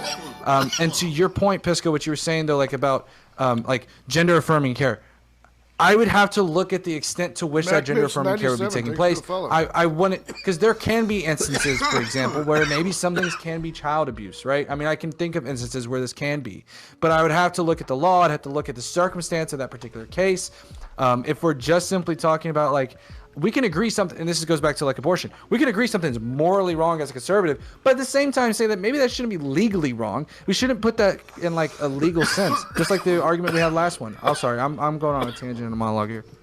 You're fine. I mean, I think there's a fair question to be raised of like, this is why I think, I guess I'll just quickly say, this is why I think it's hard to make an argument that there shouldn't be some degree of like power for some situation that is related to some degree of power allotted to the person on the other end of the phone, as I put it, when it comes to like reports made to the FPS. There's some allotment of power that we should give them to like make determinations about a potential child abuse scenario, including the potential situation that is related to. This is a libertarian, Professor Me. This is the libertarian perspective.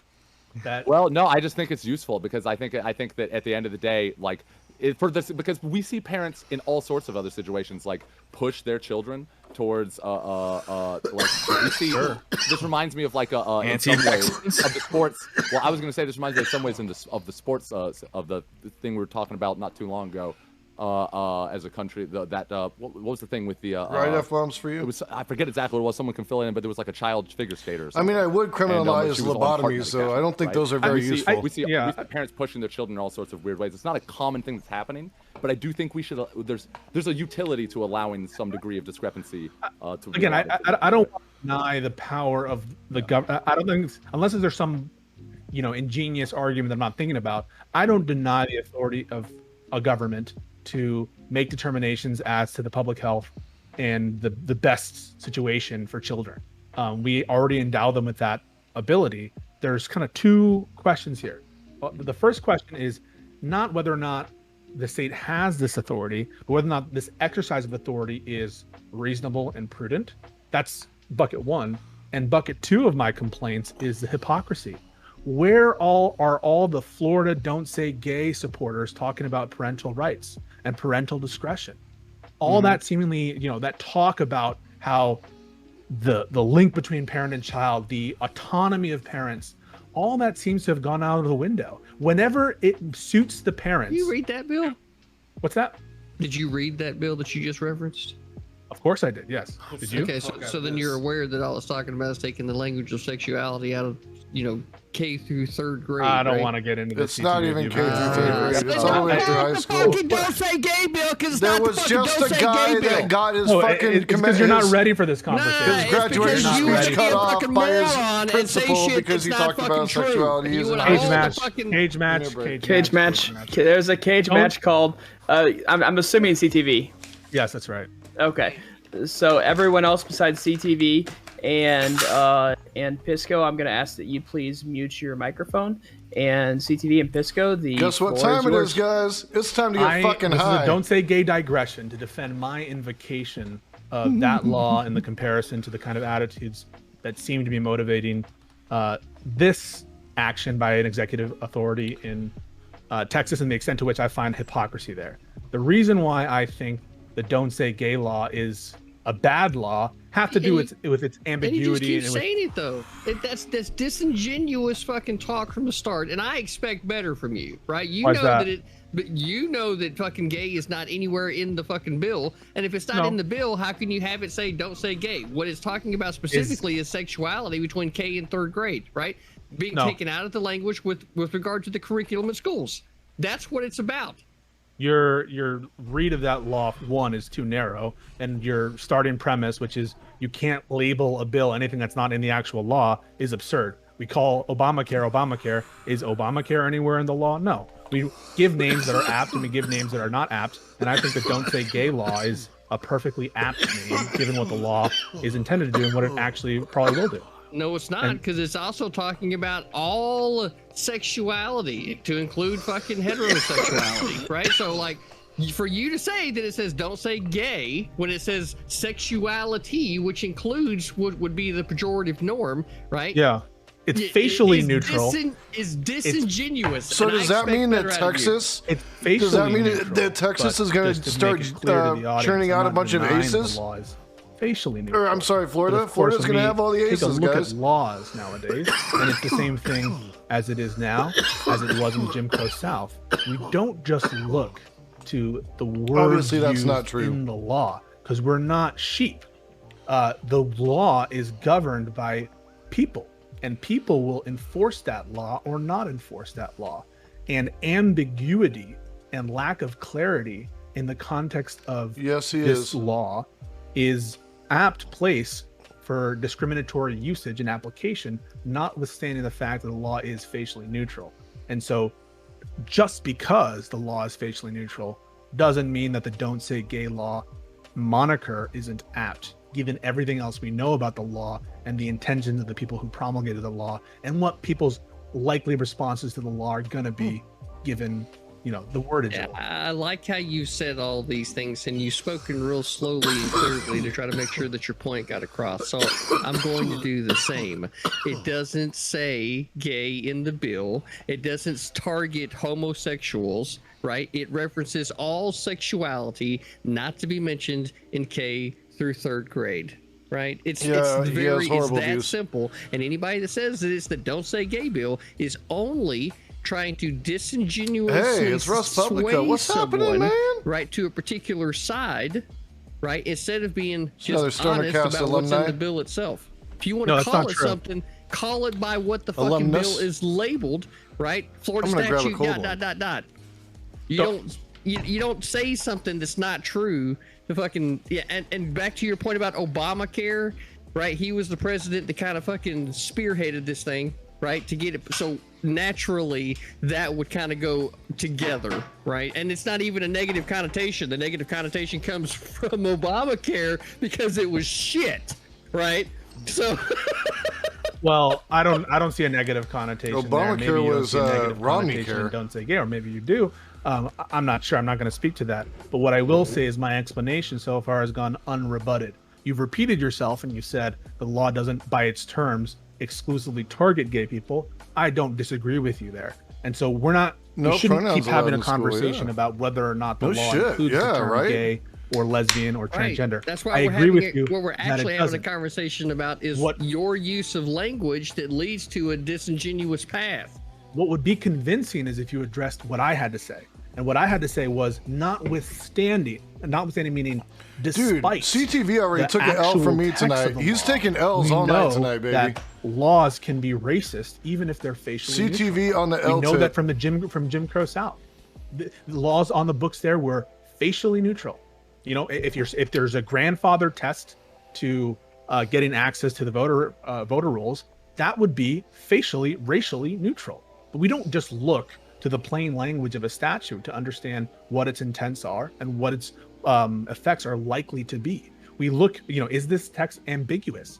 If it's very ambiguous and if it leaves room for different executive actors to mold it to whatever political proclivities they might have, then we're in a situation where everyone knows the purpose of this law. Everyone is aware of the signing statements of some of its chief sponsors and indeed of Governor DeSantis. And we know All right, how that the is the end of the cage match. So CTV and Pisco have been muted. Everyone else, you are free to have the floor. I Oh just wanna man, say, I like, love that we're having a conversation about something that's not "Don't Say Gay," and when we have the tertiary conversation about "Don't Say Gay," we end up then just derailing into the usage of the word "gay" and "Don't Say Gay." I just want to say I find that all very ironic and hilarious. Bisco, I want to invite you like on another day when you're like completely free. I want to have a conversation with you because I've been having this conversation with a lot of people as to whether or not if there's an explicit exception in the law that says X person shall not be prosecuted for any violation of this statute where it's like explicit, whether a DA trying to charge within that statute is a problem with the DA or a problem with the law. And you seem to have kind of hit around that. So I think it'd be very curious to have that conversation. Doesn't have to happen here, but I just wanted to like throw out that olive branch to have that conversation because I think it's a really interesting conversation to have. But anybody else want to chime in? Because I know like I've been hogging the mic for a long time. I just kind of want to echo a little bit of the sentiment that Pisco was putting forward, that if we sit here and try and get lost in the legalese of these bills and not the actual consequences, because people have never used the vagaries of these pieces of legislation to, enact terrible things upon people, then we're actually losing sight of the actual, the conversation. That's it. Well, the problem, since nobody's talking, so the problem with like the particular like legalese of the bill, I think it's important in some circumstances and maybe not so much in others. And I think that, and this is gonna sound really like just whatever, but like politicians are gonna politic, right? We could talk about like fucking, for example, the left and the right both do this. Republicans and Democrats both do this shit where they try to like boast up their fucking bill and the bill is like a nothing burger. Okay, this is what I was saying earlier. So when we talk about like getting to like looking at what their intent is, that's a whole nother ball game. And so when we're looking at like Democrats and Republicans, like they can say whatever they want on the fucking campaign trail. And this is the problem I've had with Abbott and Paxton and other Republicans governors who've tried doing this whole thing. We're like, hey guys, look, we're doing a good thing. But on the face, it's actually a neutral ass fucking bill. It does practically nothing. And it's like, why the fuck are you going out to your constituents? My issue here is with the fucking governor, not the damn bill. And honestly, just because the bill can be neutral on its face, like Pisco was saying, but I don't agree with transferring the intent of a.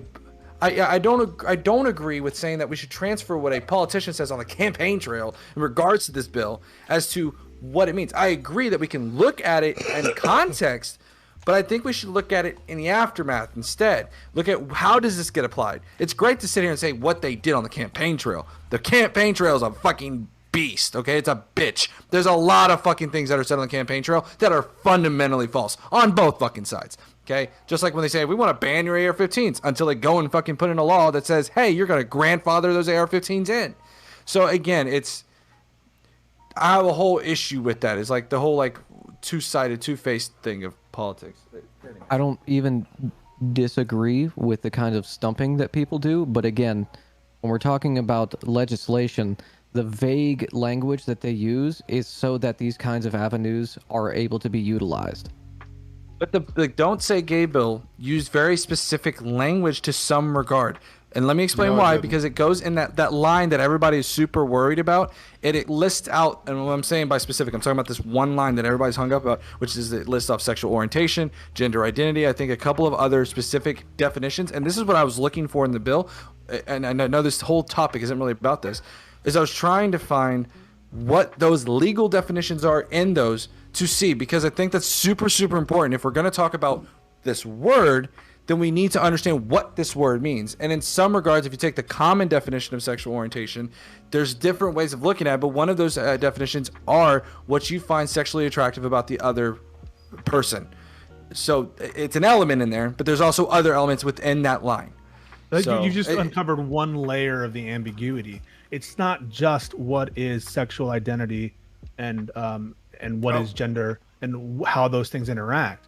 It's what is classroom instruction on any given topic. We may want to bring it back to the trans one, not to cut you off, but we may want to bring it back because we will wrap it into the Don't Say Gay one. I just want to point out with that Florida law, though, that you actually can't even call your instructors by Mr. or Mrs. or Miss, according to it, because you're not supposed to discuss gender identity.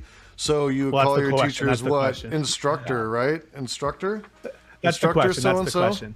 Yeah. And to bring us back on topic, the only reason I brought it up was to show you the two-faced nature of the kinds of politicians, and how they'll use arguments, grounded in one rationale, completely the opposite when they're trying to enact another piece of legislation or executive action that targets a given minority. So in the context of the Don't Say Gay law, they're talking all about parental autonomy. That's the whole basis of their argument for why we need this law, is because this should be in the hands of the parents. The parents should decide what they're exposed to. The parents are the ones who are in charge of raising the children. That's the argument from Governor DeSantis.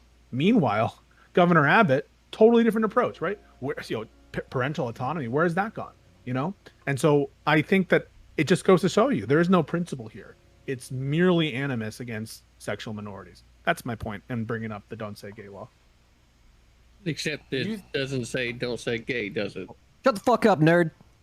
Well, in this case, I don't even know, like, when we talk about Paxton and his like opinion that he posted is a whole ballpark of problems. But if we're talking about the actual judicial decision, I don't even think we can say that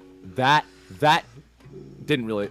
I think we can agree that probably didn't come from a place of malice, because at the end of the day, that was just. Yeah, who cares about the yeah, it's opinion? really a non. Yeah, it's pretty. I agree with you. It's pretty action is the inconsequential. problem. To me, opinion is consequential. It stopped to stay.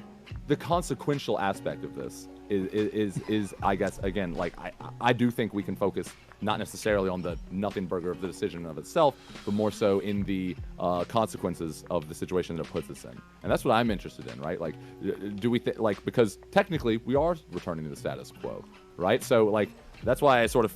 Why do you think it's a return to the status quo? Well, it technically why is that your right? Because if we're saying if the only part of if the only thing the decision did was say that they're under no directive, they're under no directive or obligation to like follow the orders of the governor or of the attorney general, then that's it. Then like the fact that as far as I understand, there is no directive, and technically speaking, they had the authority, the like powers of to discern for themselves on a case-by-case basis whether or not they wanted to adopt or undertake an investigation based upon the complaint of allowing hormone. Let me give you a parallel to show you. And that is still the case, right? Let me show you the parallel to show you like the kind of absurdity of what you're saying, in my opinion. Well, what part of what I'm saying is wrong? I'm just. you're not wrong that technically the governor and the attorney general do not seem to have authority, at least in Texas, to literally direct the Child Protective Agency. You're not incorrect about that, but the problem is like that being your mode of analysis. Suppose that, you know, the Obama administration said something like, or the Biden administration, I guess, to make it more relevant, issued some directives to the Department of Homeland Security, something like, all right, you guys are allowed to do DACA on steroids, and we want you to do DACA on steroids. And then like the Supreme Court, you know, there's a challenge that says, you know, the president doesn't have the authority to do that, and this is ultra virus, and where does he get off telling the Department of Homeland Security that this recently happened with COVID? Just to be clear, I was specifically referring to the actual final decision. If we're talking about Paxton, I'm doing an analogy. I'm comparing things and showing you why it's absurd. And so just because let's say the Supreme Court comes out and says Obama can't actually direct. Your analogy doesn't make any sense if you're just talking about the decision. You agreed yourself it was a nothing burger just a few minutes ago. Your mode of analysis, as though we're back to square one. You said like something like it's all back to normal. You're misunderstanding me. What I mean, let me clarify. We're legally back to square one, but that is why I think we're not. The policy is still in place so far as what do you think? What do you think this ruling is? You think this ruling is just? What do you think? What policy do you think is Comrade in place? Karina, you're welcome here. Thank you so much for joining. Whatever was promulgated by Governor Abbott, which was saying like increased surveillance or be on guard for this thing, whatever that policy was, the substance of that policy that Governor Abbott and the Attorney General Paxton promulgated essentially was adopted by the agency, right? The relative agency, correct or incorrect? No. What do you mean? What you mean? Like they were effective? Yeah, they were effectively. Thank you for the follow. I appreciate that, comrade. Yes. Right. But then the question becomes if they were following his order because they felt they were under an obligation to, and now they're told they're not under an obligation to. Yes. In what way is that? We can. What say do you think is going to happen? This is what I'm trying to say. This is like we're having some word gap here because I'm saying that I'm trying to say the same thing as you, which is that we can admit that in that sense, while there is a technical return to the status quo, I think it's fair to ask the question: what effects is this going to have regardless? The status quo is they've promulgated a policy. They have a policy. There is a policy in place. The status quo is that policy is in place, not no policy. So that's why return to normal. That's not true. What they're saying is the policy's in place so far as the Department of Children and Health and whatever that is concerned, and that's the status quo. And so to say that we're returned to normalcy is just not true as a matter of like where we are. That's my understanding of what the ruling is. It issued a writ of mandamus. That's an extraordinary remedy where the court is directing another court. This is the Texas Court of Appeals to lift the DFPS is. But all right, so this is happening in real time. So like I can't speak for everyone in the DFPS, but I just want to be clear. Like the DFPS has specifically said, from my understanding, that they're going to reevaluate the policy because of the decision that they are no longer required to okay, follow the then that would prove that the status quo is not back to normal. That would, if they're reevaluating, presumably it's because the policy's in place and they're reevaluating whether they need to have not necessarily back to normal. I think we're going to get a better picture of the reality of the situation if we don't just assume that the policy is going to still be in place. It seems is the policy in place today now, yes or no? And I think the answer to that is effectively not really, from my understanding. They're already because the whole they're no longer, from my understanding, they're specifically saying like we're no longer like directing people to necessarily follow the directives. They said that? Like, reevaluating.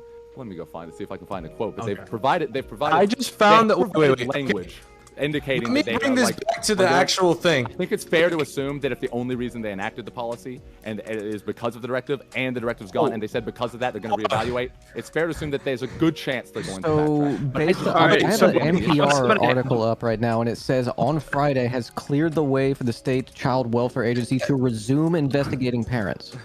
Hold on. Okay, let's go to the already investigating some. So that's what I'm saying. It's so conflicting, their reports on it based on what side of the argument you're on, and that's the fucked up thing.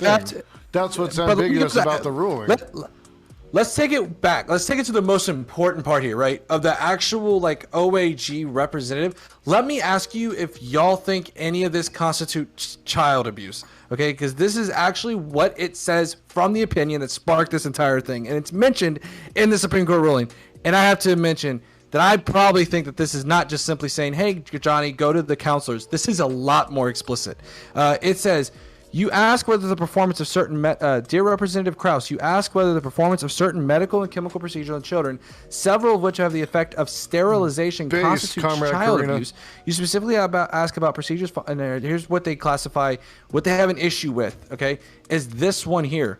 Sterilization through castration, vasectomy, hysterectomy, oophorectomy, metoidioplasty, orchiectomy, penectomy, phalloplasty, and vaginoplasty, mastectomies, and removing from children otherwise healthy or non-diseased body part or tissue. If any of that were real and actual things that kids underage were capable of getting, then maybe we can have a conversation about, like, hey, should kids have access to this? But considering they don't, then no. But this was specific. It's depressing, Doghouse. You guys are, and this is why my bringing up sorry, I don't want to get CGP angry. Bringing up the Florida statute, which has implications on classroom instruction, bringing that up is such a good comparison because you guys are falling for the same nonsense. The reason that just because you can find a plausible, totally something no one could disagree with the application of that statute or that policy in that given context. This was from the rule that the Supreme Court. You don't even know what I'm gonna say, bro.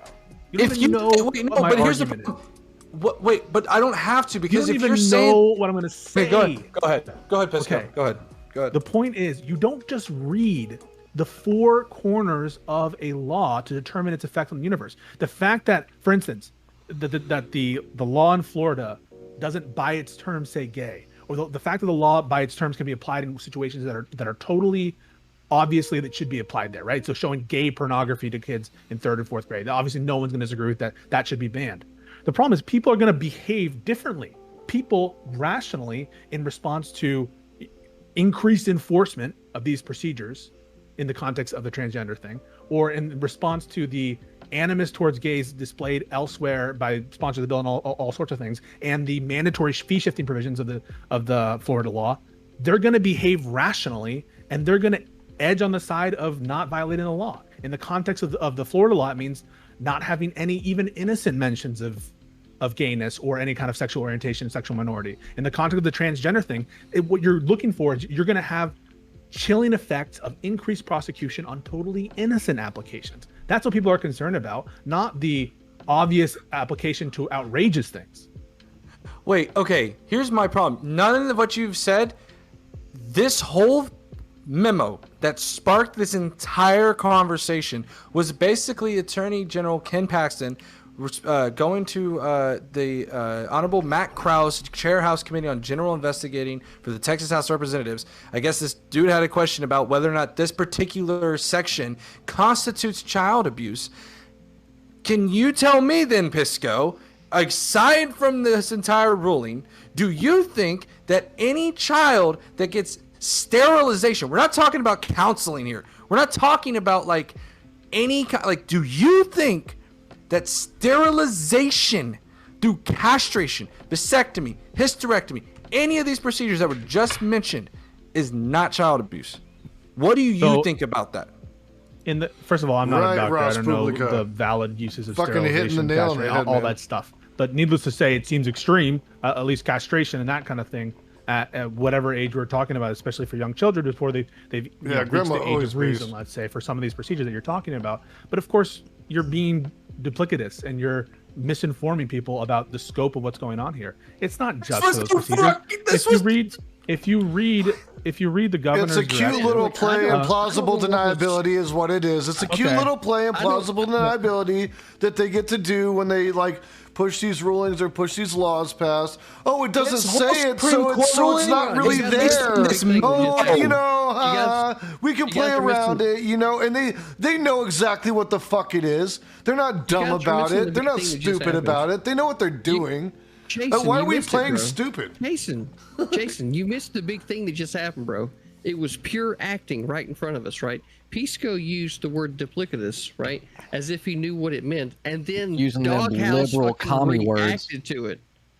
Doghouse reacted to it as if he knew what it meant. It was pure acting, folks. We just got to witness it. Amazing.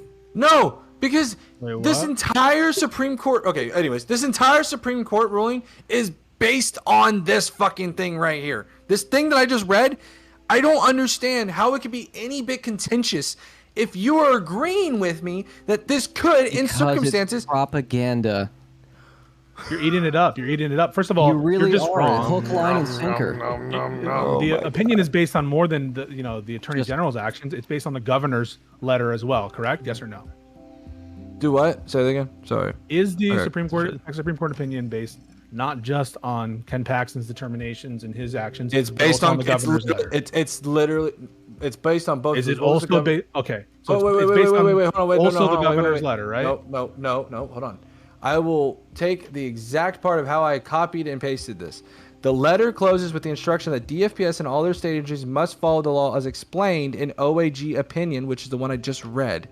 So this was, I believe, the one that was written by Governor Abbott relaying to DFPS that they must follow the law as according to OAG opinion that we just read. Simple question: is the governor's letter a material document in this case? I mean, I guess. Of course it is. Of course it is. Yes, That's but what no the whole more so. case is about. Yes, it's about Okay. Governor Abbott telling DFPS that, hey, you have to follow Governor Paxton's, or sorry, Governor, I keep saying that shit. Attorney General Paxton's OAG opinion that I had just read, basically stating that any kind of form of castration is considered child Does abuse. Governor Abbott's letter mention puberty blockers? I don't know, does it? I have to check. Does it mention hormone replacement? Let me look it up. Let's look it up. I'll Governor Abbott say letter. administration of puberty blocking drugs, or I actually don't know what this means. Physiologic doses of testosterone and estrogen, or estrogen. Like, To outside the super normal bounds of physiological, their yeah, physiological outside normal in that bounds, sense, meant which to elicit certain type of like growth, like memories and whatever.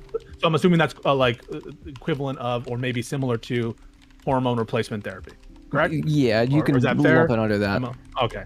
So in those cases, those would be procedures and treatments that are not chemical castration, that are not actual castration, that are not actual sterilization. Correct?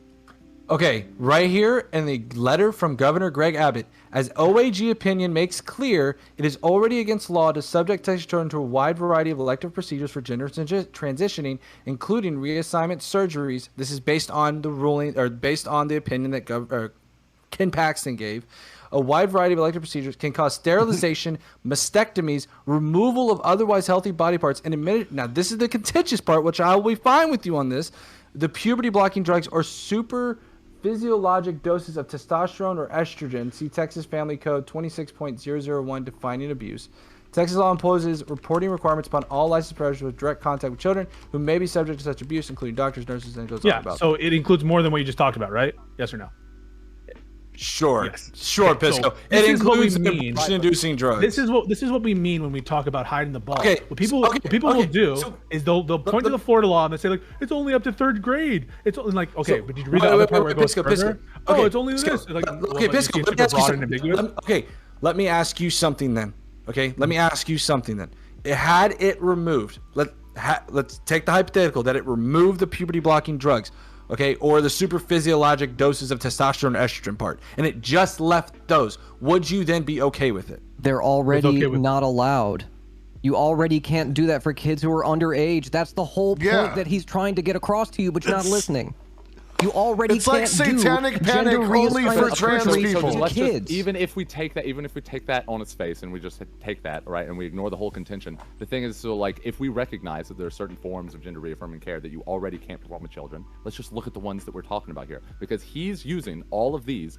I'm pretty explicitly, if I'm pretty sure, and even if he doesn't say it explicitly, the judge said it explicitly, that this is like a justification for investigating parents for transgender reaffirming care. So if we're going to look at what it could be illegal, sorry, we're talking about legal justifications, or what's in the power and the authority. Because if I can grant you that it's in the authority of this agency to investigate these claims, it might even be under the authority of Texas law to outlaw, I don't know, to outlaw hormone replacement theory, or to outlaw puberty blocking drugs. I'm not here to tell you that I thought we were commenting on the policy. I thought we were talking about the policy, the wiseness of this, the prudence of it, not the bare legality or constitutionality of those kinds of enactments. Who gives a fuck? Which one are we talking about? Well, Texas absolutely has the authority to do that. right? Well, sure. That's what Pisco's saying. I But don't give I'm a not fuck sure. if Yeah, they I have would the agree. authority. How are you not sure, I give a Pisco? fuck if it's the right thing to Pisco, fucking how are you do. not sure? I give a How fuck are you how it not affects sure? people. You are, Pisco, I know you're not a fucking idiot, Yeah. right? The 10th Amendment kicks this issue back to the state, so to the Texas can people. right. So Texas And to can the people. definitely ban whatever fucking drug they want inside their borders. Texas can, so can any other state. I'm So not just so so we sh- understand the framework here. So all I'm saying is I'm agnostic on that position. I think there are certain drugs that there might actually be some reasonable, like let's say that they wanted to ban like We're not talking about Advil, that. We're just you talking know, about authority, or- right? The state has the authority. all I'm saying is I'm not precluding the possibility that there's a colorable, actually good challenge to the limits on states' authority to ban substances. And I would think that you would be on board that train given your position on the drug war. And so all I'm Position doing is to you're- get it out of the you're taking- federal government. The states you're- can still do whatever the fuck they want to do. I think it's silly myself, and I'd be on the side of voting for legalization, right? But Okay, all I said was I'm not taking it as a granted that there's unlimited authority there, but I'm accepting as a given that states are endowed with general regulatory authority, and that I don't deny also their authority to ban drugs. I think that that's totally legitimate use of their authority. I thought what we were talking about here was the wiseness of the policy decision, not about the legality. the policy that we're talking about specifically, right, has to do with all these different medical procedures that viewed outside of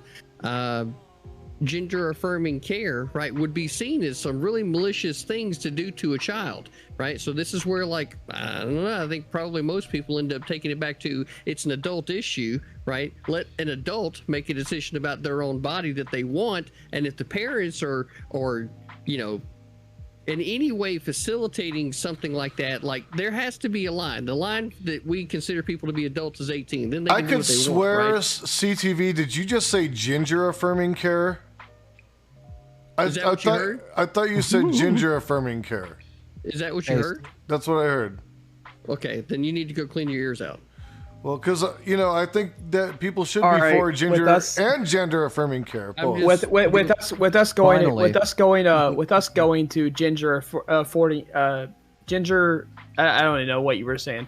Ginger affording care, whatever it is. So that's pretty off topic here, but I think now's a good time for closing statements. Considering I'm against ginger affording care. Fuck you. So we're gonna start with Pisco. Yeah, I think that, I started this conversation not having read the Supreme Court opinion. It's only a 12-page opinion, and not having read the applicable letters, but the letters are quite short, and at least the governor's letter. And after having read them, I think that it's an abuse of his. That was fun. I won't say legal abuse, but I think I'm not in favor of a policy that would chill parents from getting legitimate gender affirming care. And just because I might not be in agreement with every single one of these treatments as applied to children under the age of 18, think like forced castration or something like that. Yeah, you're not going to find me defending every single application. Just like in the Florida law context, you're not going to find me saying that we should be introducing kids to 2 girls, 1 cup. But the point of these laws is that they're ambiguous, that they include a bunch of protected stuff and things that are innocent, and that's what they're targeting, not the obviously outrageous and immoral stuff. It's the stuff that is on, either on the line or even in the side of innocent. And so be careful with these purveyors of, these memes and these scary stories about the liberals are coming in the night to castrate your children, or you're just going to let people castrate your children, because very often I feel like that kind of fear mongering is not getting at the heart of why these policies are untenable, which is they chill innocent behavior, not that they ban outrageous behavior. Professor Meat. Yeah, I guess I'll just say, man, it felt like there was a lot of dunking, attempts to force each other into a contradiction, and a lot of getting upset about certain words being used that just made a whole bunch of people really angry, and we never really got to talk about it. The actual decision itself isn't very interesting, or particularly even impactful, I would say, at least unless, I guess, opposed to the decision that they could have made, if you frame it that way. But I think the interesting conversations here are we could talk about the talk about the problematic nature of the governor's governor's letter and the The DA's. I want Daywalker affirming care because I have red in my whoever beard it was, Paxton, and we a can little talk bit about of the red in my problematic nature hair. of their letters. I of think their I'm a rhetoric, Daywalker. and the Still kind got of effects freckles that and we shit. think those would have. But when it comes to this particular issue and the potential policy surrounding it, I think the more interesting conversation is, as Pisco said, it's the prudence of the policy, and I think this is directly related to the second part, the prudence of the policy, and using that to determine whether or not there is it's related, at least, I think, potentially, to the conversation of whether or not there is a chilling effect here on parents, right? Because those are that to me, at the end of the day, is the heart of the contention. The ways in which these events that have happened, the framing of these issues, may lead to, and perhaps have been leading to, without us even realizing it, a potential I appreciate chilling that, effect, Ginger Deadman. and which is now certainly, if we're talking about a chilling effect, going to be more pronounced than it ever was before. Yes, they are, which is Gummo. what I was trying to say from the beginning with this idea of, like, it could be that the politicization of this issue, to some extent, has actually created the issue itself. Not that makes it any less worthy of addressing. All right, Doghouse Show. Shit. All right. Yeah. So like, the whole thing is that like, the general idea of the bill or the ruling, I think, kind of says that, hey, look, now having read the letter and reading the original opinion that sparked this entire conversation, basically saying that DFPS is supposed to follow this law or this opinion by Ken Paxton. It appears that the Supreme Court said, hey, no, fam, that can't happen. And it goes back to the original point where basically DFPS is left to make that decision for themselves of whether or not they're going to follow this opinion or they're just going to continue on with themselves. To the point of this actual opinion by Ken Paxton, an opinion, whether or not Ken Paxton, and it starts in all this fear-mongering crap. Looking at this particular opinion, I have to agree. Regardless if it's true or not, we can talk about it. We could talk about like a minor thing happening that this doesn't happen all the place. That's fine. Two things can be true at the same time. This may not happen all the time, but maybe this is a good opinion to have. That, hey, look, I know we don't have to reiterate this, but you probably shouldn't be doing this to your children. I don't see why we can't say that that's not wrong at the same time. These two things can be exactly the same thing. Is Ken Paxton going out there fear mongering? Maybe. I don't care. Like, at the end of the day, this is the fine opinion to me. I don't know. Like, I'm sorry. Now, maybe the gender affirming drug part is kind of like vague and kind of weird, and maybe I can read into this opinion in more detail later. But I mean, to me, it's just, again, it's weird to be like the whole like, hey, look at the fear mongering. Oh my god, like we can still say, okay, he's fear mongering, but this is a decent opinion in my opinion. Whatever. But he shouldn't be given the authority to DFPS to be clear. Apparently, from the Supreme Court's decision. Jason Society. Yeah, so as far as I see it, the opinion is kind of, but there's a couple questions I have. Number one, who's in charge of the DFPS? Number two, who's in control of the DFPS? So those questions bear asking, because if the governor or the AG controls that, well, they could just easily insert somebody in there that does their will. If, in fact, the DFPS has an independent person and they're not bound by those people and they're able to do their own will and do their own work, then might be okay, might be.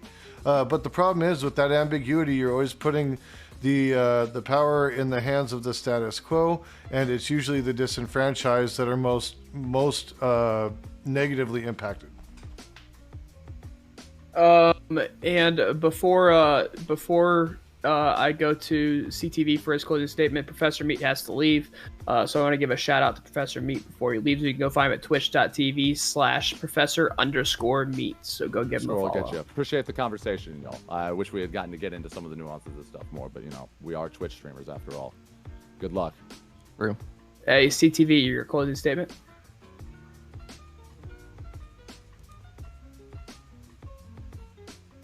Where we find ourselves now is in a very peculiar place, right? Had COVID not happened and kids forced back at home and parents getting more of an opportunity to look at the curriculum, some of these issues that are happening in the schools may have not come to light the way that they have. But now that they have, right? People are having to take a real hard look at what seems to be a potential politicization of the children by way of sexuality, since that seems to be one of the things that the Democrat Party loves to talk about is sexuality, right? Problem is that this is an adult conversation. I want another Cage Match for It's CTV. always been an adult Let's conversation. fucking go, But dude. what I got has so continued much shit to happen say is to for this conversation motherfucker. to get pushed. Oh my to god, younger and younger dude. I want to people. fucking go, And dude. frankly, anyone that is pushing for anything like that for anyone that is below 18 years old is in fact a child groomer. So we just need to not be doing that, folks. All right, Grimlow, your closing statement. Far be it from me to accuse a man from Florida to not know what the fuck grooming is, but fuck Greg Abbott. All my homies hate Greg Abbott. That's it. All right, Tiberius D, your closing statement. Sorry about that. I unmuted myself earlier. So just to wrap this up, as a evil, soulless ginger, I would like to affirm ginger care for all those of us who need it. Definitely is very important for us. All right, we don't allow people who are pro ginger care to speak. They get server muted. So, I think that takes us to our next topic. I think that takes us to our next topic. The next topic is. It is about NATO expanding. NATO is planning on expanding, but Switzerland and Finland are wanting to join NATO, and they're starting to file the correct paperwork to join NATO. Sweden, with the bigger country being Sweden. And so, with that being said, we are going to start off with a Doghouse Show. This is my worst topic. Sure, base. Join whatever organization you as a country want to join. Fuck Russia, and you know what? Like, do whatever you feel is most base for your country. I have no fucking opinion on this. I have no fucking clue about international politics. So I'll ride the fucking populist train, baby. Fuck Russia, okay? Ukraine all the way. Hashtag support Ukraine. I have no fucking clue, okay? All right, Jason Society. Yeah, I actually do support them joining NATO. I see no issue with it.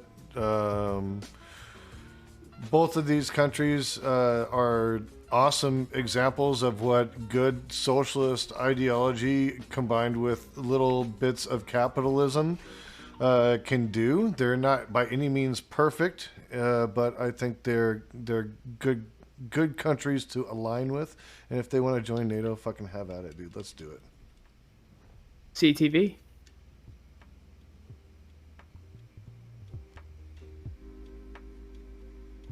Muted. Brilliant.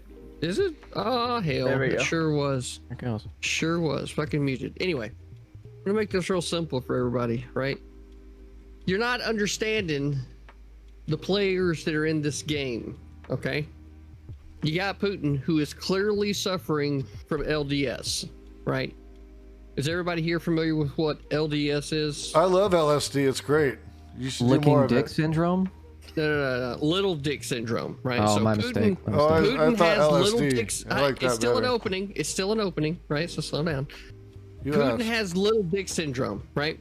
So what is going to happen, right? And while I feel like a country should be able to join an alliance if they want to, I don't feel like we should be a part of NATO, right? I think that there needs to be definitely an exit strategy for the United States from NATO. And if Europe wants to continue its collaboration and coming together under NATO, then by all means do so, right? But the fact of the matter is that, and I believe that in 1992, at the fall of the collapse of the Soviet Union, there was no reason to continue NATO, right? But because of greed, it was allowed to continue, right? Now that it's been allowed to continue, right? Russia decided to do its dumb shit invading Ukraine. It's still doing its shit. It's finding out it's not as easy as they thought it was going to be, right? Now you've got other countries that are considering like, hey, Russia's acting a fucking fool, and we see what's actually going on in Ukraine right now as far as support goes. Might not be a bad idea for me to have some extra motherfucking cards in the deck, right? But that's only going to continue pushing little dick syndrome Putin closer and closer towards that nuclear button, because if you're familiar with anybody, and I do mean anybody, whenever you get backed into a complete corner, you will use absolutely every means necessary that you have in order to stave off whatever impending doom that's coming your way. So that right there needs to be understood as we're having this conversation, because it's a very delicate thing. Grimlow, your opening statement. Yeah, I mean, I'm not a fan of NATO. Weirdly enough, I actually agree on part of what CTV said, that it shouldn't exist anymore. But given that it does, and given the current geopolitical situation we're in right now, it makes sense that Switzerland and Finland want to join. Turkey trying to block it is an interesting move, but we'll see how it goes. I mean, it makes sense for them to do it. All right, Tiberius D, your opening statement. Yay, geopolitics. I love my geopolitics. I think we're all largely going to agree on like the core thesis here of Sweden and Finland, and it's Sweden and Finland. Switzerland is not joining. Sweden. Or at least they're not talking about it yet. If these two are going to join, like, we as Americans aren't going to stop them. Like, why would you do that? That's the most, like, these are two of the most prominent militaries within Europe, and this is a European affair. I think this conversation is probably going to actually devolve into, should the United States either remain as part of NATO, and there's some real conversations as to why, but actually having anyone in Europe get on board with the alliance, I don't think we're going to argue.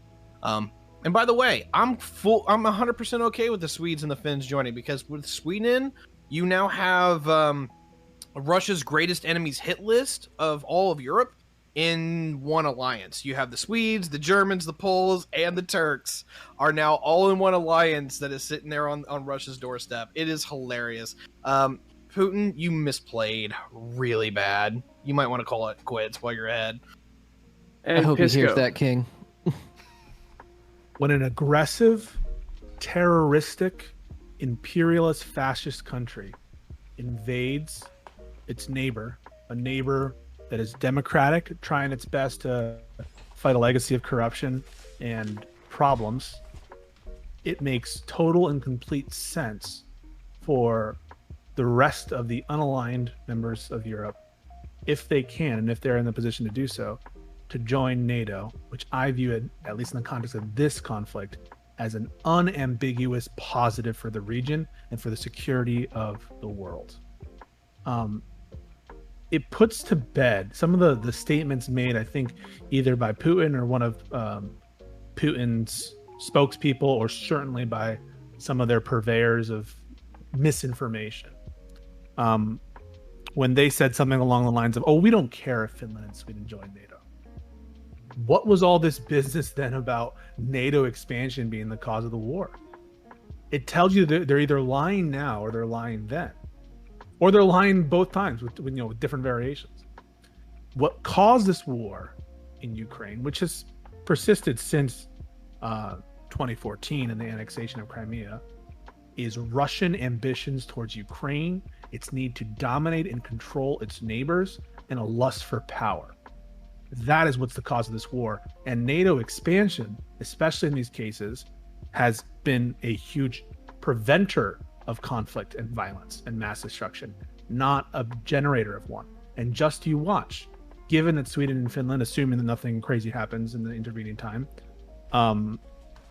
when they join, I doubt they're going to be invaded by Russia or tried to be annexed by Russia anytime soon. And that will go to show the stability that NATO provides and the importance of its continued existence, and for the United States of America to be the dominant actor in that alliance. All right, the floor is open. Yeah, so you know what? Because Pisco is all for NATO, fuck NATO, okay? Fuck NATO. Pisco, don't you believe that America is a fascistic country? Is that what you believe, Pisco? You don't? Okay, well then shit, my narrative just got destroyed. Fuck. Tiberius, you don't know shit about foreign policy. You fucking American nationalist guy. Alright, anyway, sorry. I just had to feel like I was contributing something to the conversation. I do want to push into something a little bit here. In the regards that I don't think that NATO expansion as a casus belli for the war was a lie.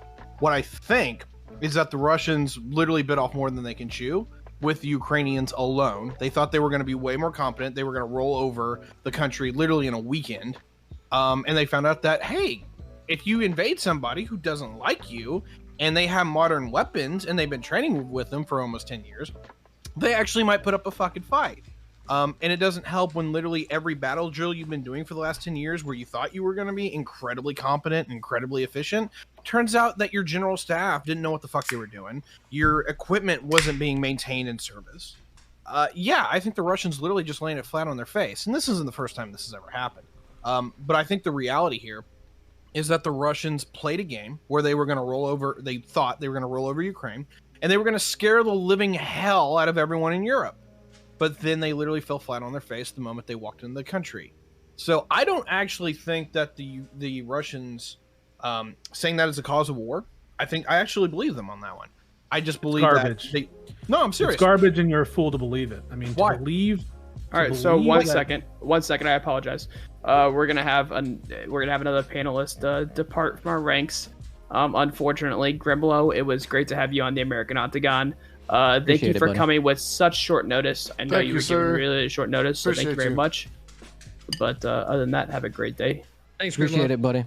You guys can find me on Twitch at Grimlow pretty much every day these days. So appreciate it, guys. Y'all have a good one. Don't get too heated. Sounds good. See you, buddy. All right, the floor is back to open.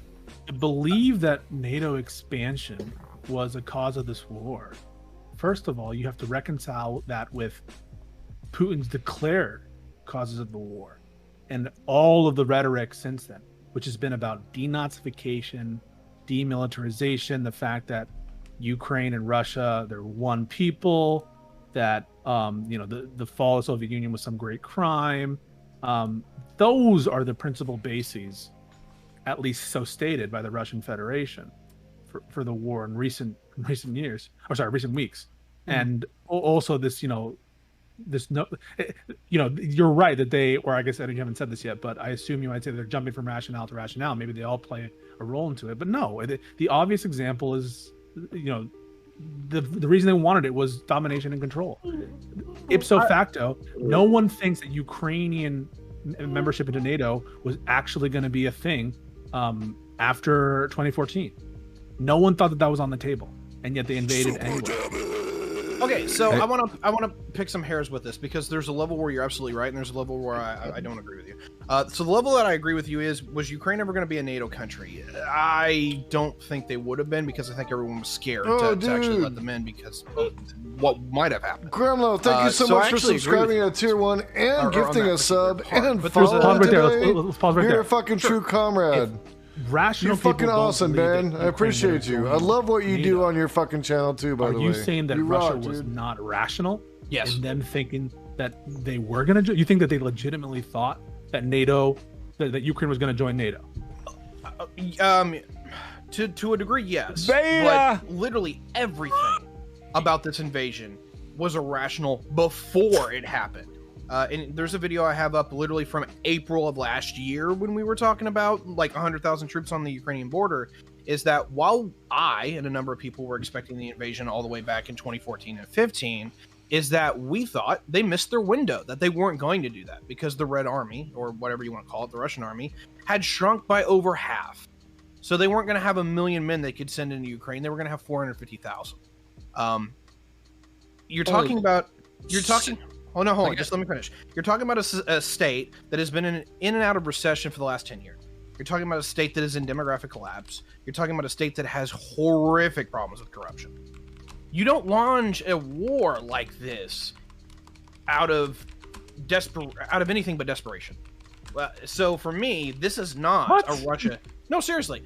For me, the Russians are not being rational, because people would be like, look, our house is falling down. We have to fix that, not beat in the neighbor's house. So you're saying that they're irrational. So why should we, for an irrational actor, how do we conform our behavior in that sense? I mean, do you think that they would be, this is what you have to believe. I mean, you have to believe that were NATO not in existence, Russia would be less willing to invade Ukraine. If anything, you believe that? More. Yeah, so then why do you think NATO expansion is the cause of Russian further invasion in Ukraine. The reason why I would say that is Russian history. And it goes to my opening statement that I gave out there at the beginning, in that NATO, minus the Swedes, is basically the Russians' enemy's greatest hit list. The Turks are involved. The Poles are involved. The Germans are involved. We're talking about people who cumulatively have invaded Russia about 30 times in its history. Remind you that the Russians and the Turks have fought 11 wars by themselves. And since World War II, when? Huh? Since World War II? They haven't actually. No. Do you think Russia as a government wants what Putin wants, though? Like, do you really think that they have the taste for it that he does? It's completely side issue, but the problem is that it doesn't really matter because this is an incredibly autocratic state. The question is, were there legitimate security concerns for the Russians? And the answer is no. So, if looking at this from the Western point of view, I'd say absolutely not. Looking at it from the Russian point of view, knowing their history to the degree that I do, and knowing what they had seen within NATO, is who that was going to attack Russia? Huh? Who was going to attack Russia? Honestly, I think that they thought, whether rational or irrational, is that at a point where NATO thought it would be advantageous to cripple Russia in whatever capacity they could, that they would do that. Because NATO is not strictly defensive. There is two major operations that we've seen the NATO alliance go offensive with. The first one was in the late 90s in Serbia. We stopped a genocide, and I will 1000% support that. But that was not an was that NATO or NATO countries? That was NATO. Like, this was a NATO countries using NATO assets to actively bomb Serbia. We also saw the same thing happen in 2011, I think, when we bombed Libya. These were NATO assets and NATO countries using the alliance to actively help. Wasn't there like a UN resolution that approved of those actions? There might have been. It wasn't unilateral NATO action. It was largely unilateral NATO action, and largely, I'll even kind of split the field a little bit on this one. Who cares? Like, if Russia was okay with our bombing of Libya, then what is the argument there? I mean, the argument is this: if NATO's going to act like it is a strictly defensive alliance, that it won't go after people that they don't like or that they find that it's not malevolent. I've given you two examples that the Russians can point to say, "Hey, look, guys, they will attack." They're never going to attack Russia. They were attacking a failed state. Wow. Okay. In Libya. Guys, this has been painful for me. Okay, so look, NATO was created specifically to stop Russian aggression. That's why it was created. So at the onset of its creation, right, it's understood that it's there to push against Russia. And then when you continue to see countries join, and then that border get closer and closer to the actual Russian border, you can see how it doesn't take a fucking rocket scientist to know that there's a buildup of power happening over here, and it's continuing to expand its sphere of influence, and it's getting closer to me over here, and it's set at its core to push back against me. There's your fucking power dynamic. It's not that hard. Oh, there was no legitimate security fear that Russia was going to get invaded. No, you know what that says? You know what that says? Do not fuck with. And if Russia does not fuck with, then there's no fucking problem. There it is. So, here's the problem. I'll solidify it as this. War is innately irrational. It is a huge amount of treasure and lives and all this shit that is used to expend for a geopolitical advantage. The problem is that for the Russians, and I'm looking at this from their point of view, I do think that it was, while irrational, has some level of motivation. The motivation is a security matter. Russian history is 700 years of literally fighting half of these members to a standstill, if not subjugation. You're talking pre-World War II. Yes, and here's World the problem. War II changes everything. Nukes change everything. Yeah, there's different argument now. Who has ever, since Russia won World War II, along with the Allies, who has invaded Russia? Or who has? No one. Here's the thing. Or Soviet Union. Yeah, and I don't 100% disagree with you, but the problem is that we're looking at this through a very American, or if you will, Western viewpoint. But I'll even say it's largely quote-unquote colonial, because the New World, particularly the United States and Canada, looks at history as what happened recently.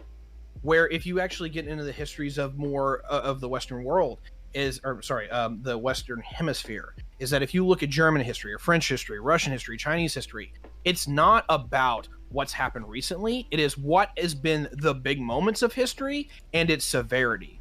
And Russia's history is literally invasion after invasion, war after war against half of these people. So that's the mindset and the context. You're talking about like the Russo-Japanese War and the invasion in I guess from Operation Barbarossa and World War II. Like, but that is not given like development since that time. There is no reason to believe that the conditions that led to Russia being involved in numerous wars in the past are a thing that should be considered at all, that any rational actor would take into consideration when determining foreign policy in the 21st century. Right. No, you're both. Look, the fact of the matter is that we had all this buildup of intelligence and military prowess and everything during the Cold War, and our politicians that were in office at the collapse of the Soviet Union were not being forward thinking, and they continued. Right. They we saw John McCain and other politicians going over to Ukraine and telling them that, your fight is the American fight and yada, yada, yada. And they keep going over there and stoking this shit up, right? So our government never just said, okay, well, the whole reason why we started this alliance back in 1949, I believe, right? Yes. NATO, we started it to push back against the Russians. Their entire economy collapsed. Now's the time to start dismantling these things that were put in place. But fucking politicians never want to do the work of dismantling government and removing the things that we don't fucking need. All they ever want to do is just keep stacking on top of the shit, and then we end up with the problem with our currency that we fucking have. So this whole system that we got is entirely corrupt. When it comes crashing down, it's going to be fucking beautiful, and we're going to have PSCO to fucking blame. There we go. God damn it, CTV. When what happens? What the fuck word salad was that? I don't know what you just said. I feel like there was a lot of deflection and anger. So, but not particularize anything. I will echo that into something a little bit more coherent, if you will. The United States formed NATO to help stop the mighty Soviet Union, right? Why do we always repeat that? Yes, that is a truism, but it doesn't define the scope of what the alliance will be in the future. Right. It's a fact of the past, and we don't need to keep saying it if we all acknowledge it. Yeah. Okay, we acknowledge it. I'm just setting tone here, or setting the stage. So this alliance had a purpose. We know exactly what that purpose was. And then basically, in a nutshell, is that in 1991 or 1989, whatever area you want to put, is that the alliance basically finds that its main priority mission no longer should be valid. Right? Soviet Union is no longer there. The Russian Federation is here. It is attempting to become a capitalistic democratic state. It will fail in that transition. Largely, we didn't help, but that's a whole other conversation. So the Russians look at this. Got my dog's barking. Sorry. And they go, all right, this alliance that's supposed to stop us was not dismantled whenever it was the antithesis was gone, right? The reason it was gone. And you kept expanding it. Now, there's a level where there is some shit going on there, but I'm not going to go there because it's not important. The Russians are seeing that the... Hope you're not referencing unsigned, ambiguous, backdoor handshake agreements that have never been actualized in any concrete way. I hope that's not what you're referencing by you're talking about shadiness. No, I'm actually more thinking about how the American military defense complex actually just basically bankrolled that whole system of them. What about the American prison complex? I fucking hate you. What's good about them talking is I have plenty of time to smoke weed. So the long and the short here for me is that from the Russian mentality, if I'm going to put that in there, is it irrational? Yeah, because they're in a corner and then they struck out. But what I'm looking at for them is that in the context of their history is that they were the great superpower that could rival the United States. They're now literally a shadow of their former self. The alliance that was built to stop them is literally was getting close to their doorstep. Now is pretty much on their doorstep. And for me, regardless of if I support NATO or not, if I'm going to put myself in the other guy's shoes for 10 seconds, oh shit, is what I come with up in my head. Because all your enemies that you used to have in history are on one team. Listen, your economy shot. Your military is because you invaded a. No, that was beforehand.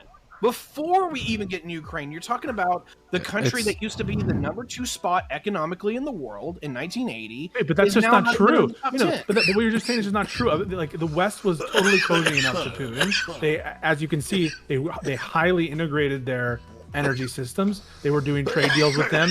The Obama administration, by many people's calculations, was way too friendly with the Russians and was trying to talk about a new start. And we're going hand over, like, let's forget about Georgia. Let's forget about all this stuff. There were many overtures made to Russia. The problem isn't the West's attitude to Russia. The problem is Russia's imperialist aggression towards its neighbors. And you're just wrong when you say that, like, the West wasn't doing its best to try to integrate with the Russian economy. Look at how painful it has been for some of these Western countries to get off of Russian energy. Can we just agree that Drake and Russia are like the one and the same because they got a lot of enemies? I'm just saying. I fucking hate you, Doghouse. Why do you do this to me? Fucking laugh, Fisco. You have to have a sense of humor. You look dead. You look like you just went over like 15 fucking statutes of fucking like boring ass tax law. I'm tired. I'm tired. I hate memes. I don't like starting memes. to feel like boring ass tax law. We're sludging through this shit. Go on. I'll separate this out real quick. In the 1990s, we had an opportunity not only to bring in Eastern Europe, but the Russians into, like, what you would call, my good friend Connor calls it global homo, but it's, global capitalism and, civil rights for majority of people, tolerance, right? We failed in that through one reason or another, and largely I would blame that our statesmen just were not willing to put away the sword towards the Russians. So you have a Russia that remetabolizes into an autocratic state under his name, Vladimir Putin, and starts looking at its. And it's our fault. And it's our fault. No, in a way, yeah, it really is, because we were not willing to put away the sword for the same way that we had for Eastern Europe. We made deals with the Poles, we made deals with the Hungarians, Estonians, Latvians, Lithuanians, all of which used to be former communist bloc countries. We brought them into the family, and it's been a transition. They're not even done yet. Hell, Hungary looks incredibly autocratic right now, and it's kind of cringe. But we've tried to. The Russians got let to wither on the vine. That's why Putin is in power. He's a demagogue. He's a fascist, if you want to put it in that regard. Fascists don't come because you're in an era of prosperity. JJ, I'm just fucking around. Better. I'm having a good time. Their government sucks. That's why they're having all these problems. Their government sucks. Yeah, and so did everyone in everything in Eastern Europe. We tried. We made overtures to Russia. We obviously failed at that. But even after they had shown their colors and their willingness to expand and their total, I would say, disregard for standard universal norms of democracy, among others, they're not so universal, but at least among the West, universal. They just had bad government and bad motives and bad intentions, and we tried. They can't blame us for their failures, and then to use that to try to justify. And I'm not saying that you're doing that, but at least by your own words, an irrational gasp at a power that they'll never succeed. Usually that's not the posture that I'm dealing with a lot of these like realists in. Not saying that you're a realist, but like a lot of these people who are like, it's all NATO expansion. Usually they're like, I'm assuming that Putin is a rational actor. What you're telling me, the story that you're telling me that you want me to believe, is that we forced Putin into fascism and we forced his hand, and we knew he was a tiger and we made him do something crazy. I would say the cart's a little before the horse in the argumentation. I'm kind of friends with CTV, bro. I'm friends with everybody. We didn't force Putin's hand. We forced Russia's hand. I'm not mad at in the anybody, way that like in the after these debates usually. And sooner or later, someone had to person that got under my skin was Sansel because he went too far. The collapse of the Soviet Union. Originally, it was a guy named Boris Yeltsin. He was democratically elected in a fair election to be the president of Russia. Boris Yeltsin was base as fuck. He was a little weird, but you know what? Kudos to Russia back in in the 90s for actually doing that. The problem with him and his cadre is they didn't know how to run, and I'll actually say bad government, and it was effectively cooed by Putin and his former associates, which were all KGB members. Well, that's because And it Yeltsin let Putin get on the inside. That was like the whole thing. Like he became Putin's confidant, or he became Yeltsin's in some confidant. degree, yeah. It sucks. Putin largely pulled the Hitler playbook, right? Literally word for word. Same thing with like Hitler and Paul von Hindenburg. Is that Yeltsin knew that Putin was a danger, but he brought him in to like kind of keep control of him, and then Putin forced him the fuck out. It's horrible, but that's what happened. Anyway, long story short, like for me, if I'm just gonna play like what is the reason and the rationale for the war, if I'm putting myself in the Russian mindset, if I can, I'm not saying I'm Russian by any measure. For me, it is I'm seeing all my enemies on one team.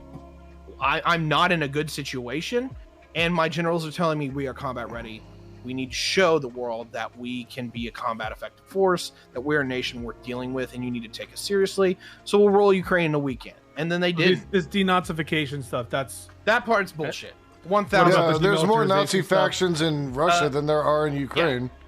Yeah, the demilitarization part is legitimate conversation. They do not want an armed Ukraine. They don't want Ukraine to be a functional, stable state. Was Russia behaving rationally or irrationally when they took the decision to further invade Ukraine? I don't think they were irrational when they did it originally. Okay. But, like, if the plan had worked, would you say that they're being rational? No. It's... I'm sorry. Like, this... I guess we'd have to start having a litmus test on what rational is. I think that these actors are behaving, like, generally rational. I'm assuming not perfectly rational. I don't think human beings are perfectly rational or capable of perfect rationality. But to the extent that any state is, I think that Putin saw an opportunity. He didn't think the West was going to be unified. He didn't think that the Ukrainians were going to stand much time, and he behaved rationally. But he wasn't afraid of NATO expansion into Ukraine. He wasn't, because no rational person thought that Ukraine was going to join NATO in the near time future. No, so I reject that as the cause of the war. And sure, the fact that he's now like downplaying, or at least someone's downplaying, Sweden and Finland's ascension to NATO, it just shows you this is just bullshit used to mind trick left-wing and right-wing people in the West into thinking that it's their fault, that this act of Russian imperialism is our fault, when the blood is squarely on the hands of Vladimir Putin and the Russian Federation. And that's it. That's as basic as it can be. That final point, I definitely want to agree with you. This is Russia's fuck up, and the Russians are paying for it in blood. They're getting many of their sons killed, and Putin is definitely taking a hit for this one in some measure to facet. That's not what I'm getting. Is that for me? I'm just trying to sell you on like the way that I'm looking at this. Is that you're acting like Putin's a rational actor? He just was basically trying to like kind of snowball in, and it was just going to be a heyday for him. It was in Chechnya, like it was in Georgia, and I know I'm missing somewhere else, but yeah. So I'll put it in this regard, and maybe there's a line where like irrationality and rationality kind of blur together. So for me, and what I'm just trying to sell you is, I'm not gonna say that the core thesis of what they're doing is rational. I think it's irrational, and that they are provoked by an overwhelming sense of fear, and fear makes you do irrational shit. And so what we're seeing is, for me, is that Chechnya was horrible for the Russians. They literally got effectively 2 infantry divisions wiped the fuck out, and they had to literally waste the entire area with artillery for 72 hours and then kill everybody who was left. It was a horrible mockery of anything that we call civilized warfare.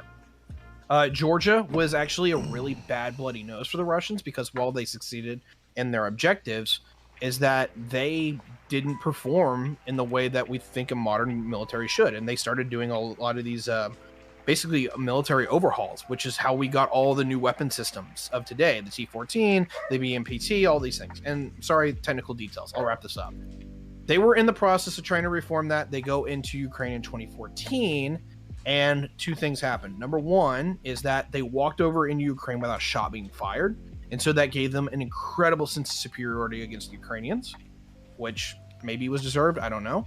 But the other part is that the Western reaction was tacit, but Merkel put a time bomb in with the sanctions when she put those, or when she got the West to do those.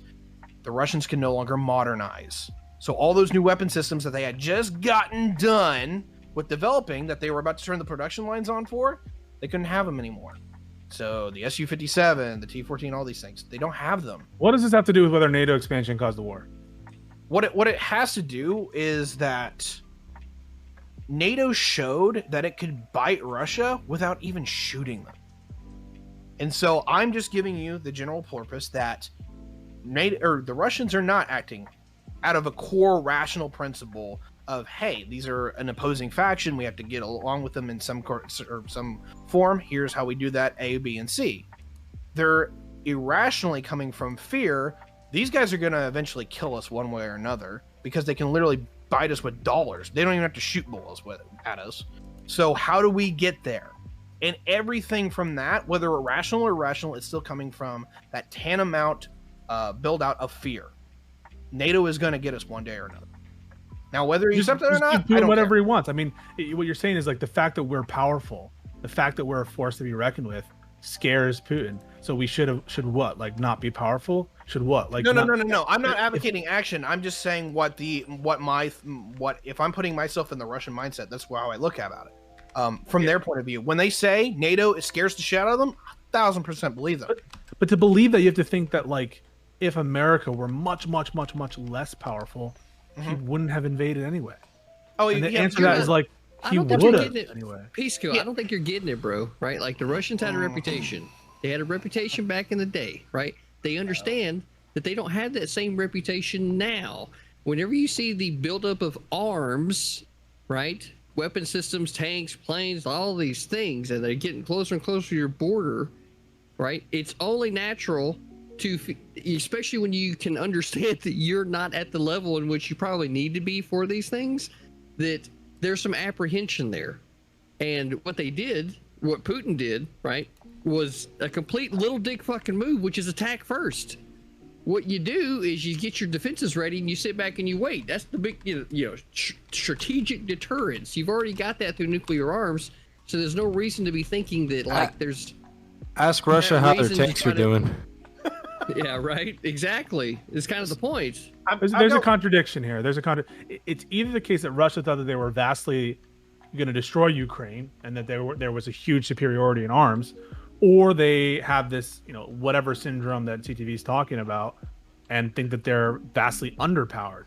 I don't know. Every person who has analyzed the situation, I think, in comparing the relative armies of, or at least in assessing Putin and their intelligence's take, seems to come to the conclusion that Putin and his intelligence apparatus thought that this would be a cakewalk. That seems to be what the consensus is about the perceptions of Putin and his ilk going into the war. And so I don't think this is like some massive inferiority complex.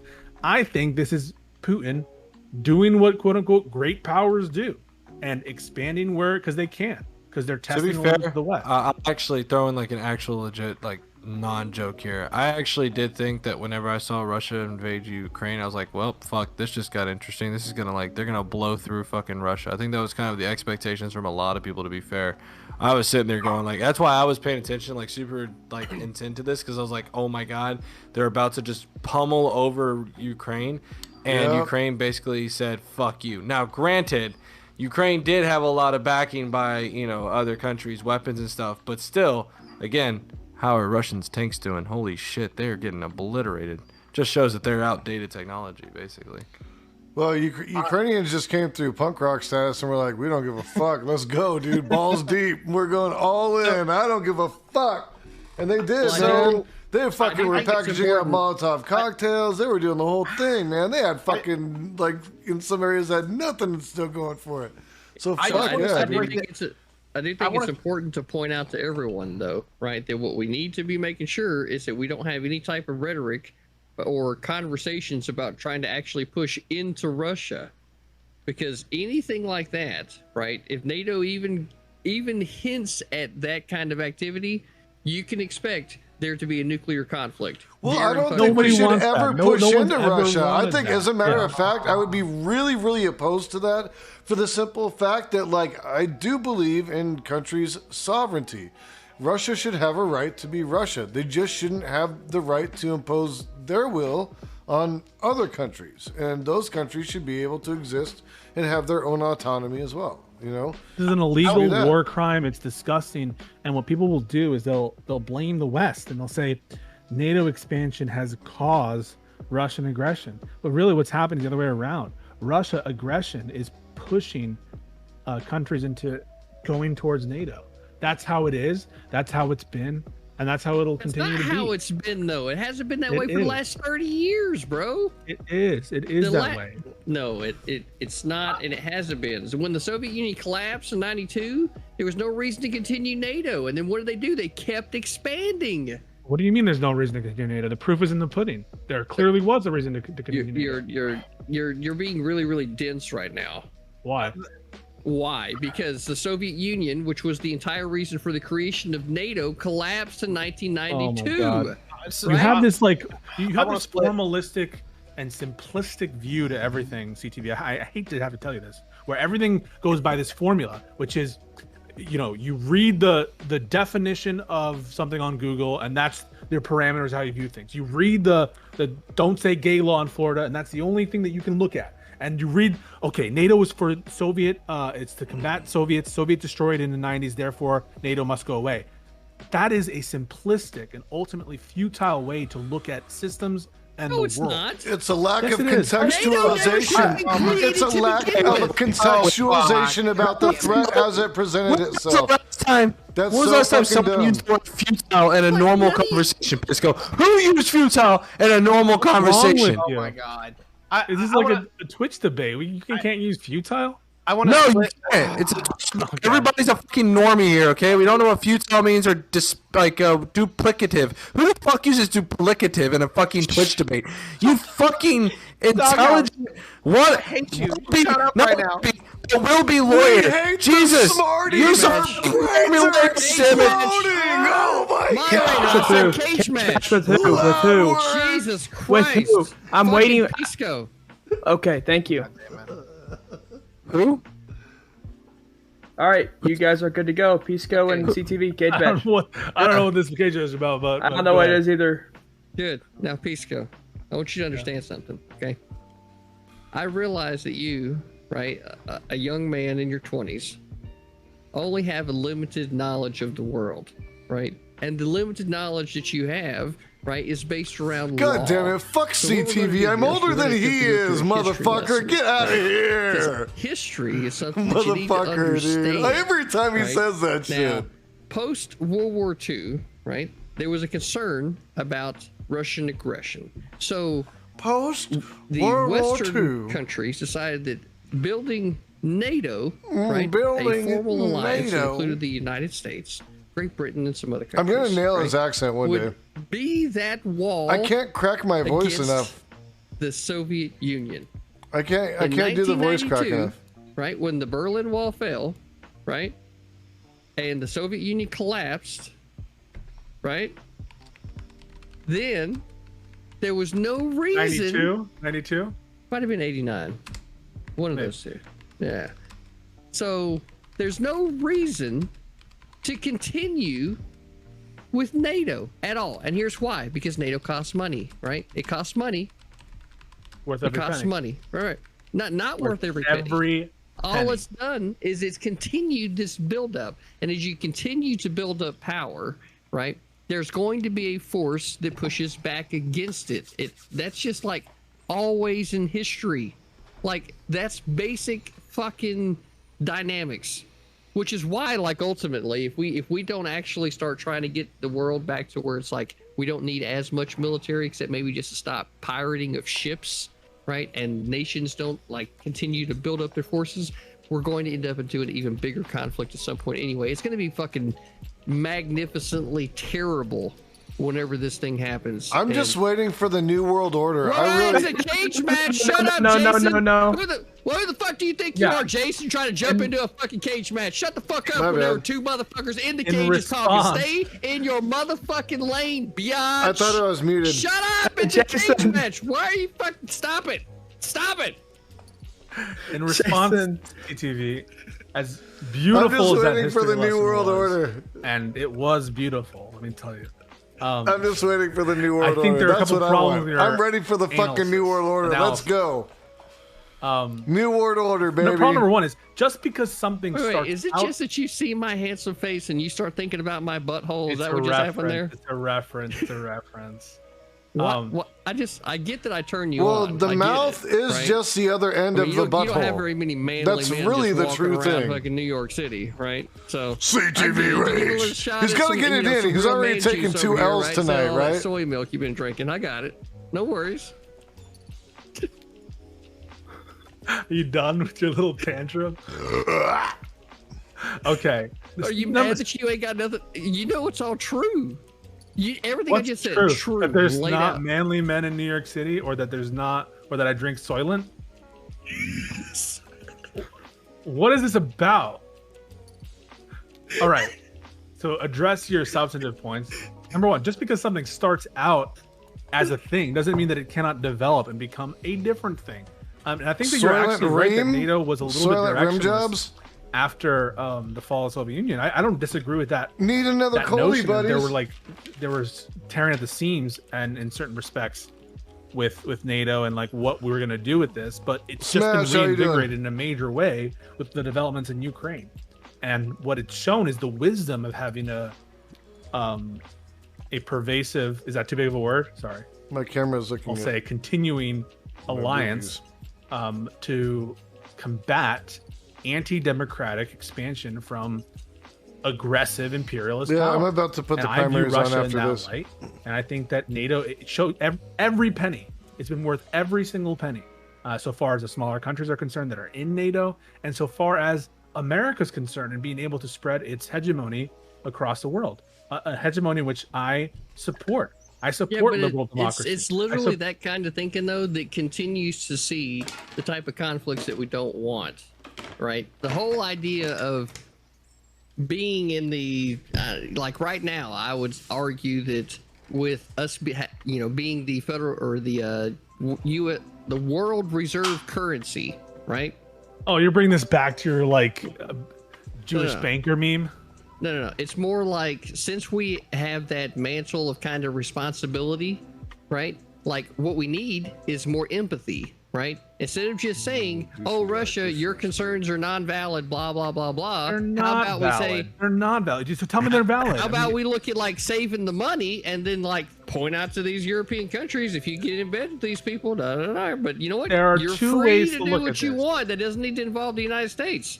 There's two ways to look at this. One is ethically and morally, or the right thing, or like what is the right motive for war, and the other one is like what is their actual motive for war. And I deny and I refute that NATO expansion was the actual reason for the war in Ukraine. What they wanted to do was to control and dominate Ukraine. That's what they wanted. That's why you have all these shifting Yeah, but it's rationales. like a hazy versus IPA, NATO so it expansion. tastes And like it's a- biolab. That is the end of the cage match. fruity. It, So, has a with that orangey being said, flavor I to it. think that we have reached close to the end of this topic.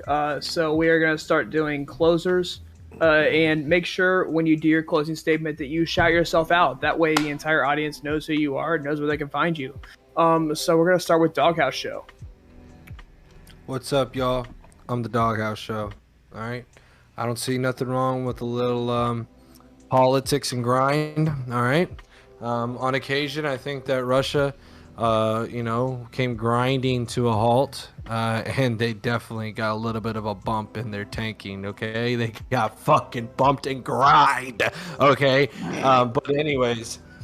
Yeah, Piscos, I'm down here on education level, bro. Can we knock down the level of like words? I don't have a dictionary in front of me from the Merriam-Webster Law Dictionary. Okay. Second, I just want to mention, Might not Pisco, have a dick you in look front of like him you just either. got through a fucking terrible case of the statutes. Okay. I'm sorry that you went through this. Hey, glad you hung out with us. And CTV. Ginger You're looking Deadman good, UK, man. You're you looking are good. fucking I don't know how awesome. many I men in New appreciate York you. City you've whistled at lately, but Thank you. that's awesome.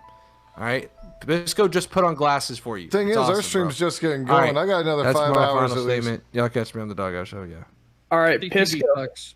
your closing statement, and make sure you shout yourself out. Yeah, sure. Thank you, Sprouticus, for having us. I guess on the Ukraine crisis generally, and specifically on the NATO expansion point, I think what Sweden and Finland's actions show you is that the world is responding he's a rationally right-wing to wannabe Haas. Russia's intolerable war of choice and crime against humanity, really, in pursuing further encroachment in Ukraine. And it really, the response to the expansion of NATO, or the purported or potential expansion of NATO, shows you that this has been a pretext the whole time. The meme, we didn't need this as evidence of that. We already knew it was a pretext. We already knew that NATO expansion into Ukraine was essentially off the table, at least in the foreseeable future. We already knew that whether or not NATO expanded, Russia was always had its eyes set on influence and control and domination of Ukraine.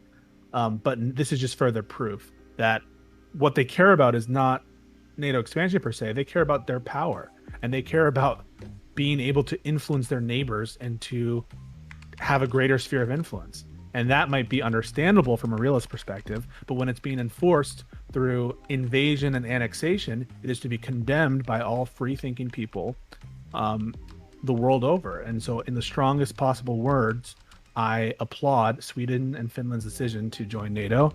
I hope very much that they manage to do so. And I condemn to the fullest extent the Russian Federation, the actions of its dictator, Vladimir Putin. I'm Pisco95. You can follow me on Twitch. I don't stream that often, but sometimes I do, and you can catch me on these kinds of panels. CTV, your outro and your closing state. I mean, your outro and your shout yourself out. All right, so we'll start with the where you can find me first. Twitch.tv/critically thinking veteran, discord.gg/infinity acre wood, original_CTV on Twitter, and critically thinking veteran on YouTube. First, I want to say thank you to everyone that was on this panel, to include those that left early: Grimlow, Professor Meat, etc. Pisco, Jason, Doghouse Show, Tiberius. Appreciate you all being here. Sprout, thank you for hosting us. Now, Tiberius, I don't know what fucking look you're going for, bro, but you look like you're like a late night strip club. Okay, that's what it looks like. That looks like where you're at right now. So like, either we need to see more TNA on the screen, or you need to go like trim up that beard. I don't know what it is. Doghouse Show, right? I don't know, bro. Is that like your play toy in front of you? Are you gonna start licking it? I'm just curious. I know it's actually a Yeti snow globe, but you know what? Being called Doghouse Show, it makes you wonder, right? Pisco, nothing but love for you, man. You know that. And of course you put your glasses on because you're always trying to impress me. I mean, let's be honest, I am a founder on your channel too, so you know you gotta make sure you put out the sex appeal, right? And Jason, I know you're still trying. You'll find a good look that works for you one day, bro. Oh yeah, Sprout. And in case you didn't want to be missed, right? I don't know what's going on with that door in the background, but it doesn't look square. You might want to actually break out your ruler and do some measurements because it doesn't look square. Just to let you know. It came with the house. Tiberius, shout yourself out in your closing statement, please.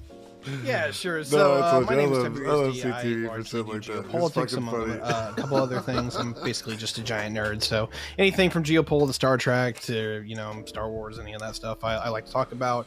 And we do a lot of that on my Twitch and YouTube. And I have 1,000 other things that you can look at, from Instagram to TikTok to all these things. Okay, my closing thoughts are. I largely was just putting myself into the position of, if I were Russian, how would I look at this and all that. But I largely agree when it comes to the actual actions and what we should do. I'm 1,000% with Pisco, at least to the majority of the level. I'm very much a fan of the American Empire, and I will call it that as it is that we basically took all the imperial powers outside of two and put them into one solid alliance where we, instead of shooting at each other and trading ammunition, we trade with goods and services, so that the French and the British and the Germans and the Italians and the Spanish and the Americans are now all on one team, and we're actually united in some various capacity towards making the world a better place. And I think we really, really have.